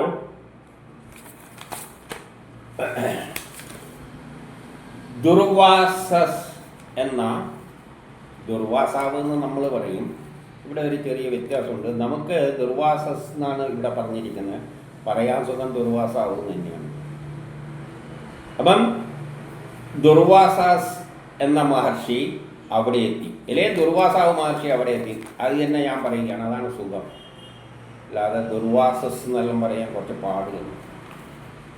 പിന്നെ 31 അദ്ദേഹം അതിഥിയെ സ്വാഗതം ചെയ്ത് അദ്ദേഹത്തെ സ്വാഗതം ചെയ്തിട്ട് ആസനത്തിലെല്ലാം പിടിച്ചിരുത്തി. കാരണം വലിയൊരു ബ്രാഹ്മണനല്ലേ അത്. അദ്ദേഹത്തെ പിടിച്ചിരുത്തി. അതിനുശേഷം അർഘാദികളാൽ അർപ്പിച്ചു. പിന്നെ തൃക്കാലടികളെ വണങ്ങിയ ശേഷം ഭക്ഷണത്തിനായി ക്ഷണിച്ചു. കാരണം ഭക്ഷണം കഴിക്കാനായില്ല. അപ്പോൾ 37 ആ മുനി രാജാവിനെ അഭിനന്ദിച്ച ശേഷം നല്ല എന്നെ ആദരിക്കുകയല്ല ചെയ്തല്ലോ, ബ്രാഹ്മണനല്ലേ. ആദരിച്ച ശേഷം അന്നേരത്തെ ചില ചടങ്ങുകളെല്ലാം അദ്ദേഹത്തിനും കുറച്ച് ചടങ്ങുകളെല്ലാം ചെയ്യാനുണ്ട്. എന്നിട്ട് കുളിക്കുകയെല്ലാം വേണം നദിയിൽ പോയിട്ട്. അതെല്ലാം കഴിഞ്ഞിട്ടല്ലേ ചെയ്യാൻ പറ്റുള്ളൂ. അപ്പോൾ ഞാൻ പോയി കുളിച്ചിട്ടെല്ലാം വരാം, ഒന്ന് നദിയിലെല്ലാം മുഴുകി എനിക്ക് കുറച്ച് കർമ്മങ്ങളെല്ലാം മധ്യാഹ്നത്തിലായിട്ടുള്ള ചില കർമ്മങ്ങളെല്ലാം മിച്ചം കിടക്കുന്നുണ്ട്. അതെല്ലാം പൂർത്തീകരിച്ചിട്ട് പോയിട്ട് പാവനമായ യമുനാ നദിയിൽ നിന്ന് പരബ്രഹ്മത്തെ ധ്യാനിച്ചുകൊണ്ട് മുങ്ങിക്കിടന്നു. അദ്ദേഹം പോയിട്ട് പരബ്രഹ്മത്തെ ധ്യാനിച്ചുകൊണ്ട് യമുനാ നദിയിൽ പോയിട്ട് അങ്ങ് മുങ്ങിക്കിടന്നു കുറേ നേരം. അപ്പം 38 ദ്വാദശി തിഥി കഴിയാൻ ഒരു നാഴിക മാത്രം ബാക്കി നിൽക്കെ. അപ്പം ദ്വാദശി തിഥി കഴിയുന്നതിന് മുമ്പിൽ തന്നെ എന്ത് വേണം, ഒരു നാഴികയെ ബാക്കിയുള്ളൂ. അതിനു മുമ്പിൽ എന്ത് വേണം, ഈ ഭക്ഷണം കഴിച്ചിട്ട് അത് ക്ലോസ് ചെയ്യണം. എല്ലാത്തിനൊരു സമയമുണ്ടല്ലോ, ആ സമയത്ത് ഫിനിഷ് ചെയ്യണം. നമ്മൾ എന്ത് കർമ്മം ചെയ്യുന്നുണ്ടെങ്കിൽ സമയത്തിന് ഫിനിഷ് ചെയ്യണം. എല്ലാതും ഇപ്പം ചായ വെക്കുന്നുണ്ടെങ്കിൽ തന്നെ രാവിലെ ഒരാൾ വീട്ടിൽ നിന്ന് ഇറങ്ങി പോകാൻ പോവുകയാണ്. ചായ വെക്കുമ്പോൾ ചായ അത് അയാൾക്ക് വണ്ടി പോകുന്ന സമയമായിരിക്കും. ഇല്ല ഇനി ഒരു മിനിറ്റ് എൻ്റെ ആ ചായയും കുടിച്ച് പോകുമ്പോൾ വണ്ടീൻ്റെ ഭാഗത്തിന് പോകും. അങ്ങനെ ചെയ്യാൻ പറ്റില്ല. എല്ലാത്തിനും ഒരു സമയമുണ്ട്. ആ സമയത്ത് തന്നെ കർമ്മം ചെയ്യണം. അപ്പം അതുകൊണ്ട് അദ്ദേഹത്തിന് ധർമ്മസങ്കടത്തിലായി. സമയത്തിന് അത് പൂർത്തീകരിച്ചേ പറ്റൂ. അദ്ദേഹം ബ്രാഹ്മണരോട് പരിയാലോചിച്ചു. ബ്രാഹ്മണരോട് ചോദിച്ചു,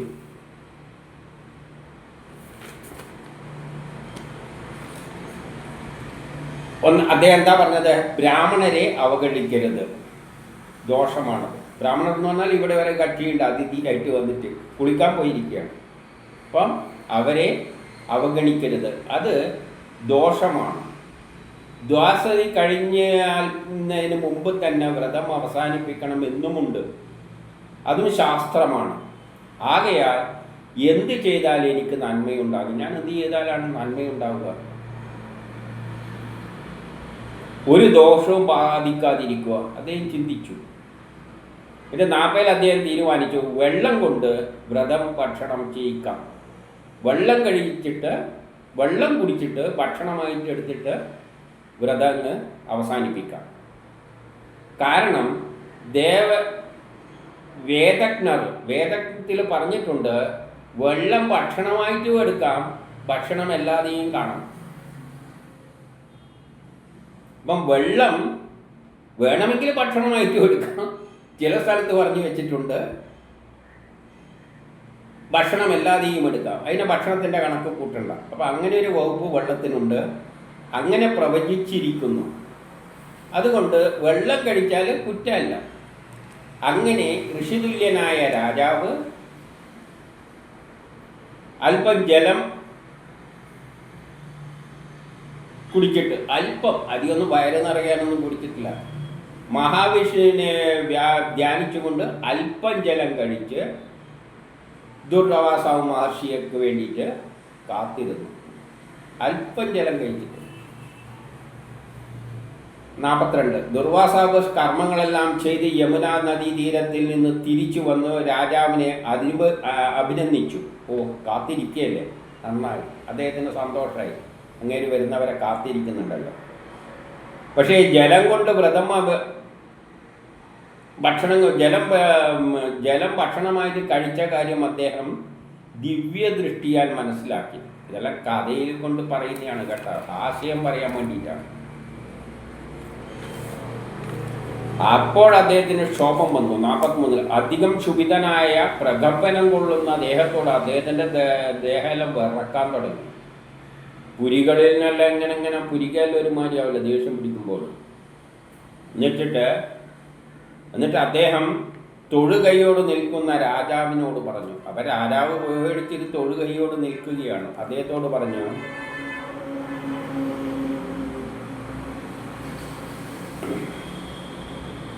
എന്തൊരധർമ്മം, 24 44 എന്തൊരധർമ്മമാണ് ചെയ്തിരിക്കുന്നത്. മനുഷ്യദോഷിയും ഐശ്വര്യത്തിൽ മത്തുപിടിച്ചവനും, ഇവൻ ഐശ്വര്യം 7 ലോകമെല്ലാം ഭരിക്കുന്നതുകൊണ്ടുള്ള ഐശ്വര്യത്തിൽ മത്തുപിടിച്ചവനും, വിഷ്ണുവിൻ്റെ ഭക്തനൊന്നുമല്ല ഇവൻ. വിഷ്ണുവിനെ പറ്റിയുള്ള ചിന്തയൊന്നും ഇവനില്ല. ഈശ്വരനായി ഭാവിക്കുക, ഇവൻ തന്നെ ഈശ്വരനാണെന്നുള്ള ഭാവത്തിലാണ് എല്ലാം നടക്കുന്നത്. ഇവനെ ഇവൻ്റെ ധർമ്മമര്യാദ ലംഘനം നോക്കുവിൻ, എല്ലാവരും നോക്കുവിൻ, ഇവനെന്ത് അധർമ്മമാണ് പ്രവർത്തിച്ചിരിക്കുന്നത്. 45 അതിഥിയായി വന്ന എന്നെ ആതിഥ്യം സ്വീകരിക്കാൻ ക്ഷണിച്ചിട്ട്, ഞാൻ അതിഥിയായിട്ട് വന്നാണ്, ആതിഥ്യം കഴിക്കാൻ വേണ്ടി വന്ന് ഭക്ഷണം എല്ലാം കഴിക്കാമെന്ന് വന്ന് ക്ഷണിച്ചിട്ട് അത് നൽകാതെ സ്വയം ഭക്ഷണം കഴിക്കുകയാണ് ചെയ്തത്. എനിക്ക് നൽകുന്നതിനെക്കാട്ടി മുമ്പിൽ എനിക്ക് തരാതെ അവ സ്വയം ഭക്ഷണം കഴിച്ചു. ഫലം ഉടൻ തന്നെ ഞാൻ കാട്ടിക്കൊടുക്കുന്നുണ്ട്. ഇതിൻ്റെ ഫലം ഞാൻ ശരിക്ക് കാട്ടിക്കൊടുക്കുന്നുണ്ട്. 46 ദുർവാസാവ് കോപത്താൽ ജഡയെ തൻ്റെ ജഡയെല്ലാം പിടിച്ചു വലിച്ചിട്ട് കാലാഗ്നിക്ക് തുല്യമായ ഒരു മരണദേവതയെ അംബരീഷൻ്റെ നേർക്കേക്ക് സൃഷ്ടിച്ചയച്ചു. ഒരു കാലിന് സമാനമായ ഒരു സത്വം. 47 ജ്വലിക്കുന്നതും, അതങ്ങ് ജ്വലിച്ചുകൊണ്ടിരിക്കുന്ന, കയ്യിൽ വാളോങ്ങിയും കാൽവെപ്പിൽ ഭൂമിയെ കുലുക്കിയും കൊണ്ട് അതെന്ത് ചെയ്യൂ, ആ കൃത്യയെ കണ്ടിട്ട് രാജാവ് നിൽക്കുന്ന നിൽപ്പിൽ നിന്ന് അനങ്ങിയൊന്നുമില്ല. അപ്പം അതിങ്ങനെ തീ ജ്വലിക്കുന്നുണ്ട്, വാളോന്തിയിട്ടുണ്ട്, ഭൂമിയെ കുലുക്കിക്കൊണ്ടാണ് രാജാവിൻ്റെ അടുത്തേക്ക് പോകുമ്പോഴും രാജാവ് കുലുക്കിയൊന്നുമില്ല, രാജാവ് അങ്ങനെയാണ് നിന്നു. 48 സ്വരക്ഷക്കായി ഉദാരചിത്തനായ വിഷ്ണു ഭഗവാൻ നൽകിയ സുദർശന ചക്രം ആ കൃത്യയെ ചീറിയെടുക്കുന്ന സർപ്പത്തെ എന്ന പോലെ നശിപ്പിച്ചു. അപ്പോൾ ആ സുദർശന ചക്രം നൽകിയിരുന്നല്ലോ, അത് വന്നിട്ട് ഇതിനെ അങ്ങ് നശിപ്പിച്ചു കളഞ്ഞു. അപ്പോൾ എന്താണ് ഇതിൻ്റെ അർത്ഥം? കാലം നിശ്ചയം എങ്ങോട്ടേക്കാണോ പോകുന്നത് ആ വഴിയിലാണ് അംബരീഷൻ പ്രവർത്തിക്കുന്നത്. കാലത്തിൻ്റെ തിഥിയെല്ലാം നോക്കിയിട്ട് ആ നിയമം അനുസരിച്ചുകൊണ്ട് വേദങ്ങൾ പറയുന്ന വഴികളിലൂടെയാണ്, വേദം നിർദ്ദേശിച്ച വഴിയിലൂടെയാണ്, കാലം നിർദ്ദേശിക്കുന്ന വഴിയിലൂടെയാണ് അംബരീഷൻ സഞ്ചരിക്കുന്നത്. അപ്പം അതിനെ തടുക്കാൻ ദുർവാസാവല്ല ആര് വിചാരിച്ചാലും നടക്കില്ല. കാലചക്രം അതിനെ എടുത്തിട്ട് ഉരക്കളയും. കാലത്തോടൊപ്പം മുന്നോട്ടേക്ക് പോകുന്നവനെതിരായിട്ട്, കാരണം കാലം അവൻ്റെ സപ്പോർട്ടായിട്ടുണ്ടാകും. ഇപ്പം നമ്മൾ ചെയ്യേണ്ടത് എന്താണ്? ലോക നന്മക്കായിട്ട് കാലം എങ്ങോട്ടേക്കാണോ ലോകത്തേക്ക് നയിക്കുന്നത് അതോടൊപ്പം തിരിച്ചറിഞ്ഞ് അതിനൊപ്പം നീങ്ങിക്കൊള്ളുക. ഇല്ലെങ്കിൽ കാലമെടുത്ത് ദൂരക്കളയും. ദുർവാസാവല്ല ഏതാളായാലും കാലമെടുത്ത് ദൂരക്കളയും. അത് ന്യൂക്ലിയർ ബോംബെല്ലാം എന്ത് കൊണ്ടുണ്ടായാലും ഒരു കാര്യമില്ല. കാലം എത്തിക്കേണ്ടടുത്ത് അത് എത്തിക്കുക തന്നെ ചെയ്യും. ഇതിലേക്ക് വസുദേവ കുടുംബത്തിലേക്ക്. ഈ തത്വമാണ്, പ്രകൃതി രഹസ്യമാണ് ഈ ഒരു അധ്യായത്തിലൂടെ പറഞ്ഞു തരാൻ ശ്രമിക്കുന്നത്. 49 സുദർശന ചക്രം തൻ്റെ നേരെ പാഞ്ഞു. പിന്നെ അത് ആരെ നേരെയാണ് പാഞ്ഞു വരുന്നത്? ഈ ദുർവാസാവ് മഹർഷിയുടെ നേരെ. അത് പ്രയോഗിച്ചത് ഫലിക്കാത്തതായിട്ട് കണ്ടു. അദ്ദേഹം തൻ്റെ നേരെ വരുന്നതും കണ്ടു, താൻ പ്രയോഗിച്ചത് ഫലിക്കാതെയും വന്നപ്പോൾ അദ്ദേഹം ഭയന്നുപോയി.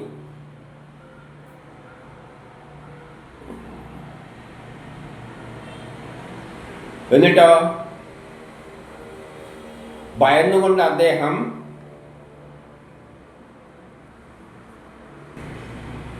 ജീവനിൽ കൊതിയും വെച്ചുകൊണ്ട് പല ദിക്കിലേക്കും ഓടി.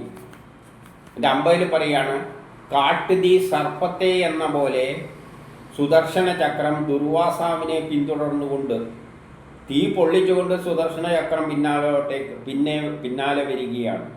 ദുർവാസാവ് മേരുപർവ്വതത്തിലെ ഗുഹയിൽ കടക്കുവാനായി ചിന്തിച്ചുകൊണ്ട് ഓട്ടം തുടങ്ങി. മേരുപർവ്വതം എവിടെയാണെന്നെല്ലാം ആ പ്രപഞ്ചഘടനയിൽ പറഞ്ഞു കഴിഞ്ഞിട്ടുണ്ട്. അതിൻ്റെ ഒരു ഗുഹയിലേക്ക് പോയി ഒളിക്കാനാണ് അദ്ദേഹം ഓടിയത്. 51 അദ്ദേഹം സകല ദിക്കിലും ആകാശം, ഭൂമി, അധോലോകം, സമുദ്രം ഇങ്ങനെ എല്ലായിടത്തും പാഞ്ഞെങ്കിലും അവിടെയെല്ലാം സുദർശന ചക്രം അദ്ദേഹത്തെ പൊള്ളിച്ചുകൊണ്ട് പിന്നാലെ വന്നുകൊണ്ടിരുന്നു. ഒരിടത്ത് നിന്നും ഒരു രക്ഷ കിട്ടാതെ വന്നപ്പോൾ അദ്ദേഹം ഒടുവിൽ എന്ത് ചെയ്തു? ബ്രഹ്മദേവനെ ശരണം പ്രാപിച്ചു. അപ്പോൾ ഈ ഉണ്ടാകാൻ പോകുന്ന സൃഷ്ടിയുടെ അവസ്ഥ എങ്ങനെയാണെന്നാണ് പറഞ്ഞു കൊണ്ടുപോകുന്നത്.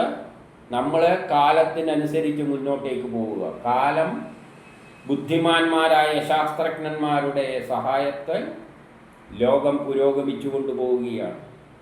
ആ പുരോഗതിക്കൊത്ത് മുന്നോട്ടേക്ക് പോയിക്കൊള്ളുക. അല്ലാതെ കൃതയുഗത്തിലേക്കും ത്രേതായുഗത്തിലേക്കൊന്നും കൊണ്ടുപോകാൻ ശ്രമിക്കരുത്. കാലത്തെ പിന്നോട്ടടിക്കാൻ ശ്രമിക്കരുത്. പിന്നെയോ ബ്രഹ്മദേവനെ ശരണം പ്രാപിച്ചു. സൃഷ്ടികർത്താവും തനിക്കു താൻ തന്നെ കാരണമായവനെ അദ്ദേഹത്തോട് വിളിച്ചു പറഞ്ഞു, കർത്താവെ, എല്ലാത്തിനെയും സൃഷ്ടിച്ചത് ഇദ്ദേഹമാണല്ലോ, തനിക്ക് താൻ തന്നെ കാരണം. ബ്രഹ്മാവ് തന്നെയാണ് കാരണമായിരിക്കുന്നവനെ, വിഷ്ണുവിൻ്റെ തേജോരൂപമായ സുദർശന ചക്രം എനിക്കു നേരെ വരുന്നു, അതിൽ നിന്നും എന്നെ രക്ഷിക്കണേ. അപ്പം വിഷ്ണുവോട് പോയി പറഞ്ഞു, വിഷ്ണു എന്നെ രക്ഷിക്കണേ. ഈ സുദർശന ചക്ര ആര് കൊടുത്തതാണ്? വിഷ്ണു എന്ന് പറയുമ്പോഴും ഇവിടെ വിഷ്ണുവിനെ ഏതായിട്ട് കാണണം? ശ്രീഹരിയായിട്ട് കാണണം. അല്ല ബ്രഹ്മ വിഷ്ണു മഹേശ്വരൻ എന്ന നിലയിലേക്ക് കാണരുത്. വിഷ്ണുവിനെ അതിൻ്റെ അപ്പുറത്തായിട്ട് ചിന്തിച്ചുകൊണ്ട് ചിന്തിക്കണം. ബ്രഹ്മാവ് പറഞ്ഞു, 2 അർദ്ധഭാഗങ്ങൾ കൂടിയ കാലചക്രത്തിന് 2 അർദ്ധചക്രങ്ങളാണ്. ഒന്ന് സൃഷ്ടിയിലൂടെ വരുന്ന ജനം, അതായത് നമ്മൾ സൃഷ്ടി നടത്തും. കൃതയുഗം, ത്രേതായുഗം, ദ്വാപരയുഗം, കലിയുഗം എന്ന് വെച്ചോളും. ഇത് കഴിഞ്ഞാൽ പ്രളയം നടക്കുമ്പോൾ ഇതല്ല, വേറൊരു കാലചക്രമുണ്ട്. അവസാനം ബ്രഹ്മത്തിൽ കൊണ്ട് ലയിപ്പിക്കും. അവസാനം പൊളിച്ച് ബ്രഹ്മത്തിൽ ലയിപ്പിച്ചിട്ട് പിന്നെ ബ്രഹ്മാവ് കുറേ കാലം ഉറങ്ങുന്ന ഒരു സമയമുണ്ട്. ആ സമയത്ത് ബ്രഹ്മാവിന് ഒരു ചുക്കും ചെയ്യാൻ പറ്റില്ല. ബ്രഹ്മാവിനല്ല, വിഷ്ണുവിനല്ല, ശിവനും ഒന്നും ചെയ്യാൻ പറ്റില്ല. അതെല്ലാം നല്ല ഗാഠനിദ്രയിലാണ്. ഇവർ ഉറങ്ങുന്ന സമയത്തൊന്നും ചെയ്യാൻ പറ്റില്ല. അതാണ് ബ്രഹ്മാവിൻ്റെ അർദ്ധചക്രം, കാലത്തിൻ്റെ പകുതി ചക്രം. അപ്പോൾ സൃഷ്ടിലീലയുടെ ഒടുവിൽ എൻ്റെ സ്ഥാനം കേവലം പുരികക്കൊടിയുടെ ചലനത്താൽ ഇല്ലാതാകും. ആ വിഷ്ണു കാലചക്രം തീരുമാനിക്കുമ്പോഴേക്ക് എൻ്റെ കാലം അങ്ങ് തീരും. അപ്പം എത്ര വരെയുള്ളൂ ഞാൻ? ഈ സൃഷ്ടിയോട്ടിൻ്റെ ലോകം അവസാനിക്കുന്ന ആ പ്രളയം വരെയുള്ളൂ എനിക്ക് കാലം. അത് കഴിഞ്ഞ് കഴിഞ്ഞാൽ കാലചക്രം പിന്നെയും കിടക്കും. ആ പകുതി കാലചക്രത്തിൽ ഞാനൊന്നുമില്ല. എൻ്റെ കാലമെല്ലാം അങ്ങ് തീരും, വിഷ്ണുവിൻ്റെയും തീരും, രുദ്രൻ്റെ എല്ലാം ശിവൻ്റെ എല്ലാം തീരും. എല്ലാം പോയി അതിൽ ലയിക്കും. പിന്നെ ഗാഠനിദ്രയിലാണ്. അപ്പം കാലചക്രത്തെ കീഴടക്കാൻ എനിക്കൊന്ന് വിചാരിച്ചാലൊന്നും പറ്റില്ല. കാരണം ഞാൻ തന്നെ ആകെ 2 ചക്രമുള്ളതിൽ ഒരു ചക്രത്തിലെ ചക്രത്തിന് 2 ഭാഗമുണ്ട്, അർദ്ധഭാഗം. ഒന്ന് സൃഷ്ടിയെല്ലാം നടക്കുന്ന ഭാഗം, പിന്നെ കിടന്നുറങ്ങുന്ന എല്ലാം പോയി ബ്രഹ്മത്തിൽ പോയി ലയിക്കുന്ന ഒരു കാലഘട്ടം. ആ കാലഘട്ടത്തിൽ ഞാനില്ല, എനിക്കൊന്നും ചെയ്യാൻ പറ്റില്ല. ഇപ്പം ഞാൻ ജനിക്കുന്നത് തന്നെ ആ കാലഘട്ടം കാലചക്രം തീരുമാനിച്ചനുസരിച്ചാണ്. അതുകൊണ്ട് ചലനത്താൽ ഇല്ലാതാകും. ഞാൻ മാത്രമല്ല, 54 മാത്രം പറയാണ്, ഞാൻ മാത്രമല്ല, ശിവനും ദക്ഷനും ഭൃഗുവും പ്രജാപതിമാരും ഇന്ദ്രാദികളും എല്ലാം ആ വിഷ്ണുവിൻ്റെ കൽപ്പന ശിരസാ വഹിച്ച് ലോകക്ഷേമത്തിനായിട്ട് ഏർപ്പെട്ടിരിക്കുകയാണ്. നമ്മളെല്ലാം അത് തീരുമാനിക്കുന്ന അനുസരിച്ച് ജോലി ചെയ്യാൻ വേണ്ടി വന്നവരാണ്. ആര്? ഞാനും രുദ്രനും എല്ലാവരും തന്നെ, പ്രജാപതിമാരെല്ലാം. നമ്മൾ പറയുന്ന വിഷ്ണു അടക്കം. വിഷ്ണു അന്നേരം ഇല്ല, പ്രളയം കഴിഞ്ഞ് കഴിഞ്ഞാൽ. അപ്പം ഈ സൃഷ്ടി നടക്കുന്ന കാലഘട്ടത്തിൽ നമ്മളെല്ലാം കർമ്മം ചെയ്യാനായിട്ട് നമ്മളെ ഇവിടെ കോലിക്കാരെ മാതിരി കൊണ്ടിട്ടതാണ്.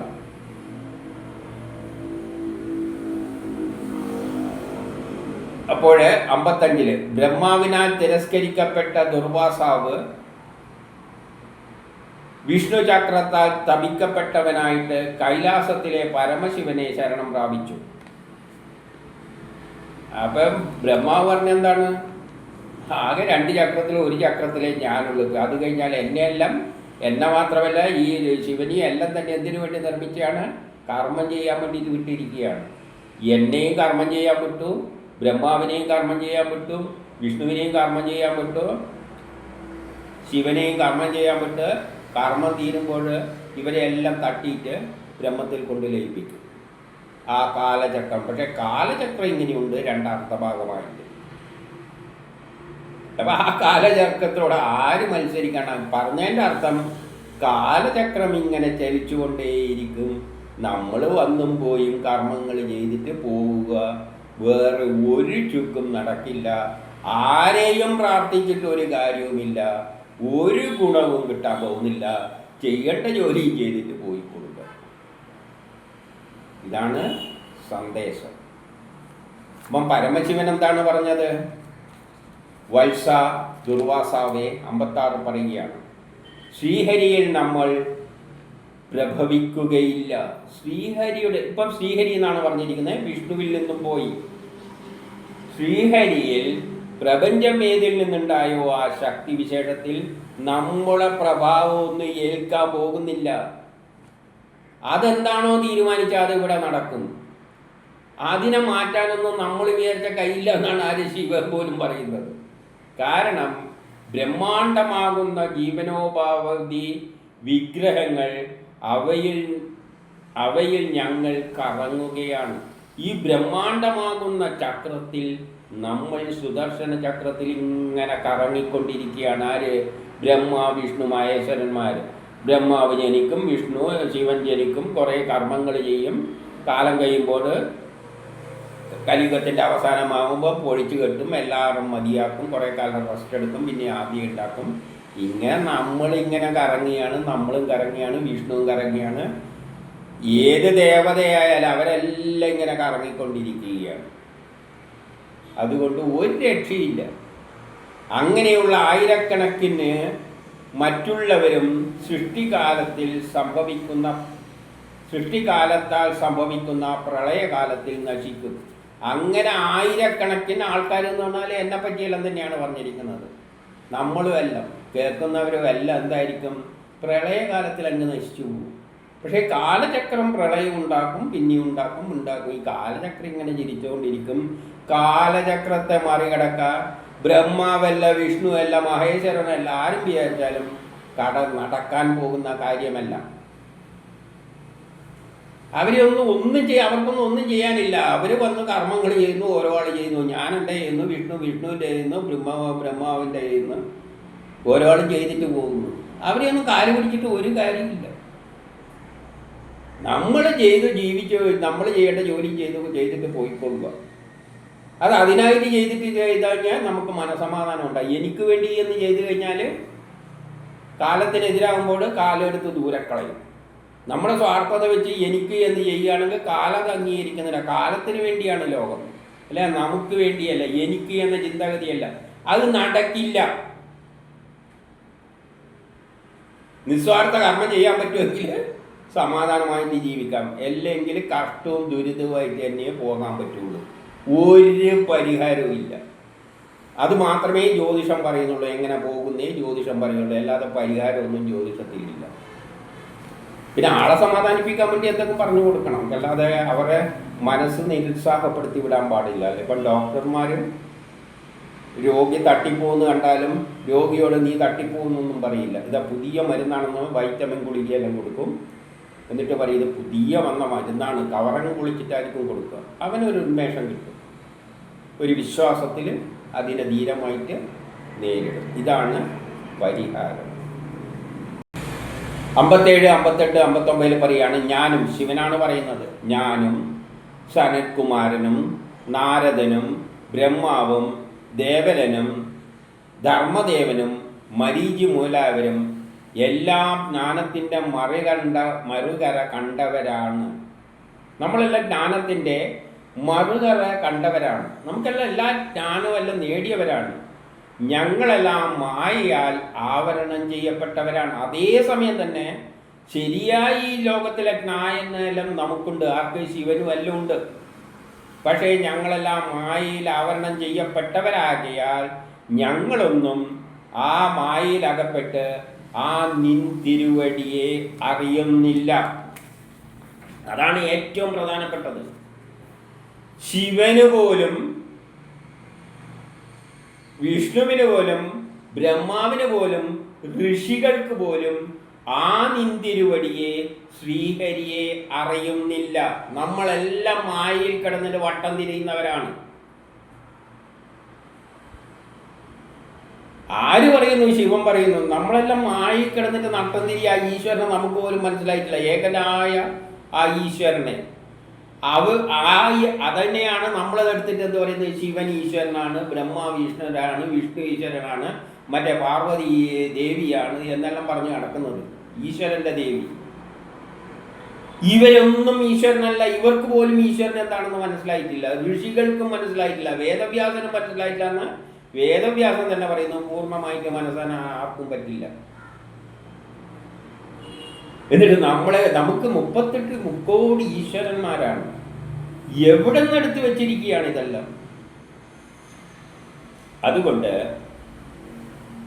അതുകൊണ്ട് മായയിൽ അകപ്പെട്ട് ആ നിന്തിരുവടിയെ അറിയുന്നില്ല. അതുകൊണ്ട് ആ നിന്തിരുവടിയുടെ അനന്തകോടി ബ്രഹ്മാണ്ടങ്ങളുടെ ഏക നിയന്താവായ ശ്രീഹരിയുടെ ആയുധത്തെ, അതായത് ഈ കാലചക്രമാകുന്ന ആയുധത്തെ, സുദർശന ചക്രത്തെ ഞങ്ങൾക്ക് പൊറുക്കാനോ ചെറുക്കാനോ ആകയില്ല. കാലത്തെ മറികടക്കാൻ നമ്മളൊന്നും വിചാരിച്ചാൽ നടക്കില്ല. ജ്യോതിഷത്തിൽ പറയുന്ന കാര്യങ്ങൾ മാറ്റാൻ ഞങ്ങൾ വിചാരിച്ചാൽ കഴിയില്ല. ശിവനല്ല, ബ്രഹ്മാവല്ല, വിഷ്ണുവല്ല, ആര് വിചാരിച്ചാലും ജ്യോതിഷത്തിൽ കാലചക്രം എന്ന് പറയുന്നത് തന്നെയാണ് ജ്യോതിഷത്തിലൂടെയുള്ള പ്രവചനം. ജ്യോതിഷ പ്രവചനങ്ങളെ മറികടക്കാൻ സംഭവിക്കേണ്ട സംഭവങ്ങളെ മറികടക്കാൻ ആർക്കും ആകില്ല. അതിനാൽ ശ്രീഹരിയെ തന്നെ ശരണം പ്രാപിക്കും. കൈയൊഴിഞ്ഞു, ബ്രഹ്മാവും ഒഴിഞ്ഞു, വിഷ്ണുവും ഒഴിഞ്ഞു, ശിവനും ഒഴിഞ്ഞു, എല്ലാവരും കൈയൊഴിഞ്ഞു. നമ്മളെ കൊണ്ട് പറ്റില്ല. ശ്രീഹരിയുടെ തീരുമാനമാണ്. കാലചക്രത്തെ തടുക്കാനാക്കില്ല. ഇവിടെ സുദർശന ചക്രമാണ്, കാലചക്രമാണ്. ഇവിടെ ഒറ്റ പ്രത്യേകതയുള്ളൂ, കാലചക്രത്തിനനുസരിച്ചാണ് ആര് അംബരീഷൻ നീങ്ങുന്നത്. കാലത്തോടൊപ്പം നീങ്ങുന്നവരെ തടുക്കാൻ ആർക്കും കഴിയില്ല. കാലത്തോടൊപ്പം നീങ്ങുന്നവരെ തടുക്കാൻ, കാലം നീങ്ങുന്നത് ലോക പുരോഗതിക്കായിട്ടാണ്. ആ ലോക പുരോഗതിയോടൊപ്പം കാലത്തോടൊപ്പം സഞ്ചരിക്കുന്നവരെ തടുക്കാൻ കാലചക്രം അവൻ്റെ കൂടെ ഉണ്ടാകും. 60. ആശ കൈവറ്റ ദുർവാസാവ് വൈകുണ്ഠത്തിൽ ശ്രീ മഹാവിഷ്ണു ശ്രീ ഭഗവതിയോട് കൂടി വസിക്കുന്ന ഇടത്തേക്ക് പോയി. പിന്നെ നേരെ വിഷ്ണുവിൻ്റെ അടുത്തേക്ക് പോയി. ശ്രീഹരിയെ ശരണം പ്രാപിക്കാനാണ് പറഞ്ഞത്. ശ്രീഹരി എന്ന് പറയുമ്പോൾ വിഷ്ണു ആണോ? അല്ല. വിഷ്ണു എന്ന താണനിലയിൽ കൃഷ്ണയും വാരിയിരിക്കുന്നിടത്താണ്. അത് ദ്വയമാണ്, അത് മായയിലകപ്പെട്ടതാണ്. പക്ഷേ കാലചക്രം ഇതിനെയും മറികടന്നതാണ്. ഭഗവാന്റെ ചക്രായുധത്വത്താൽ ദഹിക്കപ്പെട്ട കൊണ്ടിരിക്കുന്ന ദുർവാസാവ് കിടുകിട് വിറച്ചുകൊണ്ട് ആ തൃപ്പാദത്തിൽ ചെന്ന് വീണ് പറഞ്ഞു. വിഷ്ണുവിൻ്റെ തൃപ്പാദത്തിൽ പോയി വീണിട്ട് പറഞ്ഞു. എന്താണ് പറഞ്ഞോ? ഹേ നിർവികാരാത്മൻ, സത്തുക്കളുടെ അഭിഷ്ടമായുള്ളവനെ, ലോകരക്ഷക, അപരാധം ചെയ്ത എന്നെ രക്ഷിക്കണം. ഞാനൊരു അപരാധം ചെയ്തു പോയി, എന്നെ രക്ഷിക്കണം. 62. നിൻ തിരുവടിയുടെ പ്രഭാവം അറിയാതിരുന്ന എന്നാൽ നിൻ തിരുവടിയുടെ പ്രിയ സുഹൃത്തായ ഭക്തന് ദുഃഖം ഉണ്ടാക്കപ്പെട്ടു. അങ്ങയുടെ ഭക്തന് ഞാൻ ദുഃഖം ഉണ്ടാക്കി. അതിനുള്ള പ്രായശ്ചിത്തം അങ്ങ് ഉണ്ടാക്കിത്തരണം. അതിനുള്ള പ്രായശ്ചിത്തം എന്ത് വേണമെന്ന് അങ്ങ് ഒരു വഴി പറഞ്ഞ് തരണം. 63. ഭക്തന്മാരുടെ അടിമയായുള്ള ഞാൻ, അപ്പോൾ ശ്രീവിഷ്ണു പറയുകയാണ് 63 ഭക്തന്മാരുടെ അടിമയാകുന്ന ഞാൻ ആ പരതന്ത്രൻ പോലെയാണ്. ഞാൻ ഭക്തന്മാരാൽ ഗ്രസിക്കപ്പെട്ടവരാണ്. ഞാൻ ഭക്തനുമായിട്ട് ചേർന്നിരിക്കുന്നവനാണ്. എന്നെ ഭക്തന്മാർ ഗ്രസിക്കപ്പെട്ടിരിക്കുകയാണ്. ആ പറഞ്ഞതിൻ്റെ അർത്ഥം നമ്മൾ ബ്രഹ്മാവിന് വേണ്ടി, വിഷ്ണുവിന് വേണ്ടി യത്നിക്കുമ്പോൾ നാം വിഷ്ണുവായിട്ട് മാറുകയാണ്, ആ ശക്തിയായിട്ട് മാറുകയാണ്. ഞാനും അതും രണ്ടല്ല. ഞാനും അതും രണ്ടല്ല, രണ്ടും ഒന്നായി മാറിക്കഴിഞ്ഞു. കാരണം എല്ലാ കർമ്മവും അതിനു വേണ്ടി ചെയ്യുമ്പോൾ ആ ചെയ്യുന്ന വ്യക്തിക്ക് ആ വിഷ്ണു തന്നെയായി മാറുകയാണ് ചെയ്യുന്നത്. അപ്പം വിഷ്ണു തന്നെയാണ് എന്ത് ചെയ്തിരിക്കുന്നത്? ഇതേ വിഷ്ണുവിനെ തന്നെയാണ് ധിക്കരിച്ചിരിക്കുന്നത്. കാരണം അവിടെ രണ്ട് വ്യക്തികളില്ല, രണ്ടും ഒന്നായി മാറിയിരിക്കുകയാണ്. അതുകൊണ്ട് ഹേ ബ്രാഹ്മണ, ഞാൻ യാതൊരാൾക്ക് പരമാശ്രയമാകുന്നുവോ ആ ഭക്തന്മാരെ ഒഴിവാക്കി എന്നെ തന്നെയും ലക്ഷ്മിയെ തന്നെയും ആഗ്രഹിക്കുന്നില്ല. അപ്പം എനിക്ക് വേറൊരു ചിന്തയില്ല. ഞാൻ എൻ്റെ ലക്ഷ്മി എന്ന ചിന്തയൊന്നും എനിക്കില്ല. ആ ഭക്തൻ തന്നെയാണ് ഞാൻ. രണ്ടും ഒന്നായിപ്പോയി. കാരണം രണ്ടും ഒരേ ലക്ഷ്യത്തോടു കൂടി ഒരേ ലക്ഷ്യത്തിന് വേണ്ടി കർമ്മം ചെയ്യുകയാണ്. പിന്നെ അവരെ തമ്മിൽ ഇടയ്ക്ക് രണ്ടായിട്ട് കാണാനൊന്നും പറ്റില്ല. രണ്ടായിട്ട് കണ്ടാലേ എന്ത് ചെയ്യാൻ പറ്റുമോ? ആ ശരി, ഞാൻ അവനോട് വിളിച്ച് പറഞ്ഞേക്കാം എന്ന് പറയുക. ഇത് അവനോട് വിളിച്ച് പറയാൻ തന്നെ അവനും ഞാനും എല്ലാം ഒന്നായിപ്പോയി. അങ്ങനെ ബന്ധപ്പെട്ട് കിടക്കുകയാണ്. ഒരൊറ്റ മനസ്സായി കിടക്കുകയാണ്. അപ്പം പിന്നെ ഞാൻ അവനോട് പറഞ്ഞ് രക്ഷയാക്കാന്ന് പറഞ്ഞാൽ അവൻ വേറെ ആയിരിക്കണം, എങ്കിലല്ലേ അത് പറയാൻ പറ്റും. രണ്ടും ഒന്നായി പോയാൽ എങ്ങനെയാണ് ഒരാൾ മറ്റൊരാളോട് പറയുക? ഞാൻ പറയും ഈ കൈ പറയുമോ, ഞാൻ മറ്റേ കൈയോട് പറഞ്ഞോളാം എന്ന് പറയുമോ? കാരണം ഇത് രണ്ടും ഒന്നാണ്. ഇടത്തെ കൈ പറയാണ്, ശരി ഞാൻ മറ്റവനെ ശരിയാക്കി തരാം, വലത്തെ കൈ നിന്നെ എന്തൊക്കെ അടിച്ചാൽ ഞാൻ പറഞ്ഞോളാം. ഇപ്പോൾ ഈ കൈ കൊണ്ട് അടിച്ചെന്ന് വെച്ചോ, അപ്പോൾ അയം വന്നിട്ട് ഇപ്പുറം ഈ കൈയോട് പറയാണ്, മറ്റേ കൈ എന്നെ അടിച്ചു, നീ ഒന്ന് ഇടപെടണം. ശരി ഞാൻ പറഞ്ഞോളാം മറ്റേനോട്. അങ്ങനെ പറയൂ? പറയുന്നതിൽ അർത്ഥമില്ല, രണ്ടും ഒന്ന് തന്നെയാണ്. അതുപോലെ ഈ ഭക്തനും ഈശ്വരനും ഒന്നായിപ്പോയി. പിന്നെ ഒന്ന് മറ്റൊന്നോട് പറയുന്നതിൽ അർത്ഥമില്ല. അതുകൊണ്ട് നമ്മൾ തമ്മിൽ ലക്ഷ്മിയും ഞാനും ഒന്നും എനിക്ക് അല്ലെ ലക്ഷ്മിക്ക് എന്ന നിലയിൽ ചിന്തിക്കാനൊന്നും എനിക്ക് ആഗ്രഹിക്കുന്നില്ല.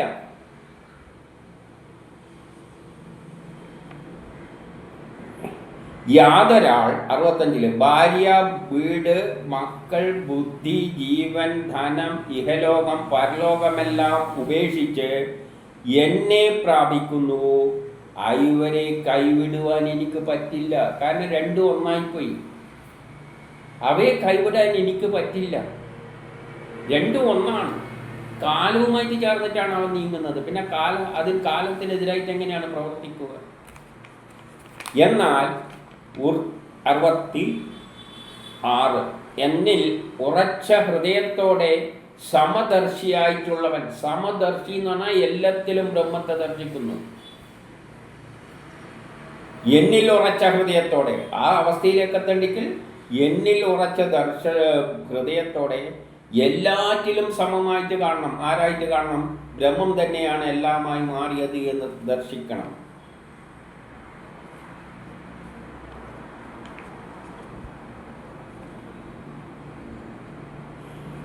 അപ്പോൾ സമദർശിയായുള്ളവൻ, എന്നിൽ ഉറച്ച ഹൃദയത്തോടെ സമദർശിയായുള്ളവൻ, ഉത്തമമായ സ്ത്രീകൾ ഉത്തമ ഭർത്താവിനെ എന്ന പോലെ, നല്ല സ്ത്രീകൾ ഉത്തമ ഭർത്താവിനെ എന്ന പോലെ. അപ്പം സ്ത്രീകൾ എന്താ ചെയ്യുക? ഭർത്താവ് എന്താണോ ആഗ്രഹിക്കുന്നത് അതിനനുസരിച്ച് ഭാര്യമാർ പോവുകയുള്ളൂ. അതേപോലെ നിഷ്കാമ പ്രേമഭാവനയാൽ എന്നെ സ്വാധീനത്തിലാക്കി വെക്കുന്നു. അപ്പം ഭാര്യ, ഉത്തമമായ സ്ത്രീകൾ ഭർത്താവിൻ്റെ മനസ്സിനനുസരിച്ച് നീങ്ങിക്കഴിഞ്ഞു കഴിഞ്ഞാൽ പിന്നെ ഒരു രക്ഷയില്ല. അവരെ തമ്മിൽ ഒരു ബന്ധവുമില്ല, രണ്ടും ഒരു മനസ്സായിട്ട് പോവുകയാണ്. അതുപോലെ ഈ ഭക്തൻ ശുദ്ധമായ ഒരു ഭാര്യ എന്ന പോലെ എന്നിൽ നിഷ്കാമ പ്രേമഭാവനയാൽ എന്നെ സ്വാധീനത്തിലാക്കിയിരിക്കുന്നു. ഇനിയിപ്പം ഒന്നും ചെയ്യാൻ പറ്റില്ല, ആ അവസ്ഥയിൽ ആയിപ്പോയി.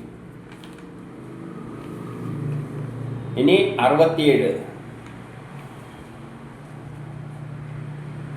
എന്നെ സേവിച്ചതുകൊണ്ട് 4 വിധം ഭുക്തി പ്രാപ്തനായവനെങ്കിലും സേവനം കൊണ്ട്, കാരണം വേറൊരു തരം വിഭാഗങ്ങൾ ആൾക്കാരുണ്ട്, അവരെല്ലാം വിരക്തി വന്നിട്ട് എന്നെ സേവിച്ചുകൊണ്ട് കഴിയുന്നവരാണ്. പക്ഷെ ഇദ്ദേഹം അങ്ങനെയല്ല.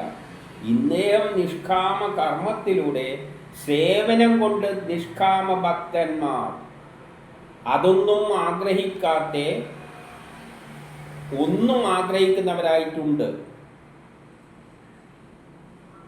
അപ്പൊ ചില വ്യക്തികൾ ഒന്നും ആഗ്രഹിക്കാതെ നിഷ്കാമ കർമ്മം ചെയ്യും.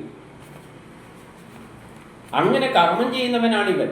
അല്ലാതെ എല്ലാം ഭൗതിക ലോകങ്ങളെല്ലാം ഉപേക്ഷിച്ചിട്ട് ബ്രഹ്മസാക്ഷാത്കാരത്തിന് സന്യാസിയായി പോകുന്നവനല്ല ഇവൻ. ഇവൻ ലോകത്തെ ഉപേക്ഷിച്ചിട്ടില്ല. ഇവൻ രാജാവായി തന്നെ ഇരുന്നു കൊണ്ട്, ആ സ്ഥാനങ്ങളിലിരുന്നു കൊണ്ട് എല്ലാം നിഷ്കാമ ഭക്തന്മാരായി ഒന്നും ആഗ്രഹിക്കാതെ കഴിഞ്ഞവരാണ് ഇവർ. അവർ സ്വർഗാദികൾ പോലും ആഗ്രഹിക്കുന്നില്ല. അവർക്ക് സ്വർഗം പോലും വേണ്ട. അവരെന്തെങ്കിലും ആഗ്രഹിച്ചു കൊണ്ടല്ല ചെയ്യുന്നത്. അവര് എനിക്ക് വേണ്ടി സേവനം ചെയ്യാൻ മാറി നിന്നവനാണ്. അതാണ് നിഷ്കാമ കർമ്മം. അങ്ങനെ എത്തിയവനാണിവൻ. അപ്പം ഇവൻ സന്യാസത്തിലേക്ക് പോയവനല്ല. ഇവൻ എല്ലാം ആ ശക്തിക്ക് വേണ്ടി കർമ്മം ചെയ്യുന്നവനാണ്. അങ്ങനെ ചെയ്യണമെന്നുള്ള ഉപദേശമാണ് നമുക്ക് നൽകുന്നത്. അങ്ങനെ ചെയ്യുമ്പോൾ ആ വിശുദ്ധ ഭക്തൻ എൻ്റെ ഹൃദയമാണ്. എൻ്റെ ഹൃദയം അവൻ്റെ ഹൃദയമായിട്ട് മാറും. ഞാൻ അവരുടെ ഹൃദയവുമാണ്. അങ്ങനെ വരുമ്പോൾ നമ്മുടെ ഹൃദയങ്ങളൊന്നാകും. എൻ്റെ ഹൃദയം അവൻ്റെ ഹൃദയമാകുന്നു, ആ കാലത്തിൻ്റെ ഹൃദയം നമ്മുടെ ഹൃദയവുമാകുന്നു. അവൻ എന്നിൽ നിന്നും അന്യമായതൊന്നും അറിയുന്നില്ല. അവൻ നോക്കുമ്പോൾ ഞാൻ മാത്രമേ ഈ ലോകത്തിലുള്ളൂ. ഈ ലോകത്തിലുള്ള എല്ലാം ആ ബ്രഹ്മം തന്നെയാണ്. ഞാൻ അവനിൽ നിന്നും അന്യമായിട്ടൊന്നും അറിയുന്നില്ല. ആ ഈശ്വരനും എന്നിൽ നിന്ന് ഞാൻ വേറെയായിട്ട് കാണുന്നില്ല. ആ ഈശ്വരൻ തന്നെയാണ്. അതാണ് മാനസികമായ ഐക്യം. എല്ലാം ആ നിഷ്കാമ കർമ്മം ആ ബ്രഹ്മത്തിനായി, ആ കാലചക്രത്തിനായിക്കൊണ്ട്. അതുകൊണ്ട് ഹേ വേദജ്ഞ 69 പറയുകയാണ്, ഒരു പോംവഴി പറയാം. ഞാനൊരു പോംവഴിയാം, കേട്ടുകൊള്ളുക.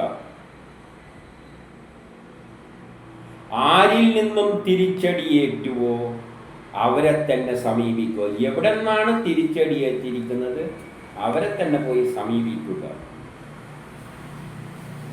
സദ്വൃത്തന്മാരിൽ നിന്നും പ്രയോഗിക്കുന്ന തീക്ഷ്ണമായ പ്രഹരം ഏൽപ്പിച്ചവന് അനർത്ഥത്തെ ഉണ്ടാക്കും.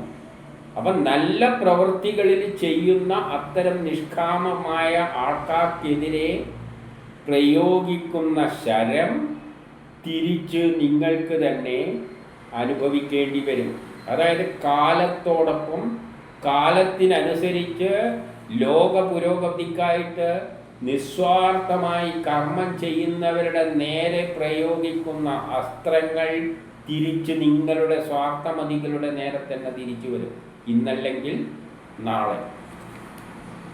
അപ്പൊ 70 തപസ്, ജ്ഞാനം ഇവ രണ്ടും ബ്രാഹ്മണർക്ക് മുക്തിപ്രദമാണ്.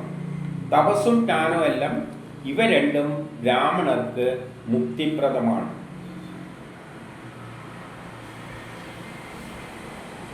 എന്നാൽ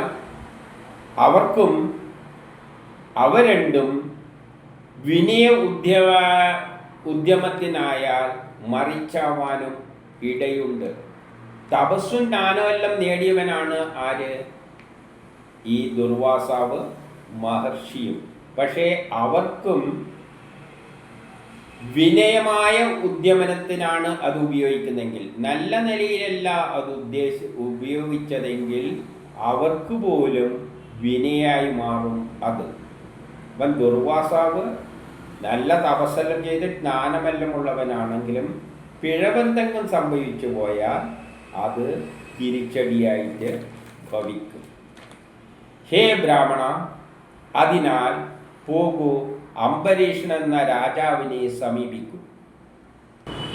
ക്ഷമായാചനം ചെയ്യൂ, ക്ലേശശമനം ഉണ്ടാകും, അങ്ങേക്ക് നന്മ വരട്ടെ. അപ്പോൾ ബ്രഹ്മ, വിഷ്ണു, മഹേശ്വരന്മാരെല്ലാം എന്ത് ചെയ്തു? കൈവിട്ടു. കാരണം അംബരീഷൻ കാലത്തോടൊപ്പമാണ് ജീവിക്കുന്നത്, കാലമായി മാറിയിരിക്കുകയാണ് അംബരീഷൻ. അപ്പം നമ്മുടെ ധർമ്മം എന്താണ്? ലോകം, ഒരു സുന്ദരമായ ലോകമുണ്ടാക്കാൻ വേണ്ടിയാണ് നമ്മളെ സൃഷ്ടിച്ചിരിക്കുന്നത്. ആ കർമ്മം നമ്മൾ അതിനായി കൊണ്ട് ചെയ്ത് മുന്നോട്ടേക്ക് പോയാൽ കാലചക്രവും നമ്മുടെ കൂടെ ഉണ്ടാകും. കാലത്തിനെതിരായി നീങ്ങിയാൽ കാലം എങ്ങോട്ടേക്കാണ് പോകുന്നത്? പുരോഗതിയിലൂടെയാണ്. ഏതിലൂടെയാണ്? ബ്രാഹ്മണരിലൂടെയാണ്. ബുദ്ധിമാന്മാരായ ശാസ്ത്രജ്ഞർ പുതിയ പുതിയ കണ്ടുപിടുത്തങ്ങൾ നടത്തുന്നു. അതിൻ്റെ അടിസ്ഥാനത്തിൽ ലോകം പുരോഗമിച്ച ഒരു സുന്ദരമായ ശാസ്ത്രലോകം ഉണ്ടാകാൻ പോകുന്നു. ആ കാലത്തോടൊപ്പം നീങ്ങുക. അതിനെതിരായിട്ട് അന്ധവിശ്വാസങ്ങളുമായിട്ട് നീങ്ങിക്കഴിഞ്ഞാൽ കാലം അവരുടെ കൂടെ ഉണ്ടാവില്ല. ആരാണോ കാലത്തോടൊപ്പം നീങ്ങുന്നത് അവരുടെ കൂടെയാണ് ആ സുദർശന ചക്രം, കാലചക്രം.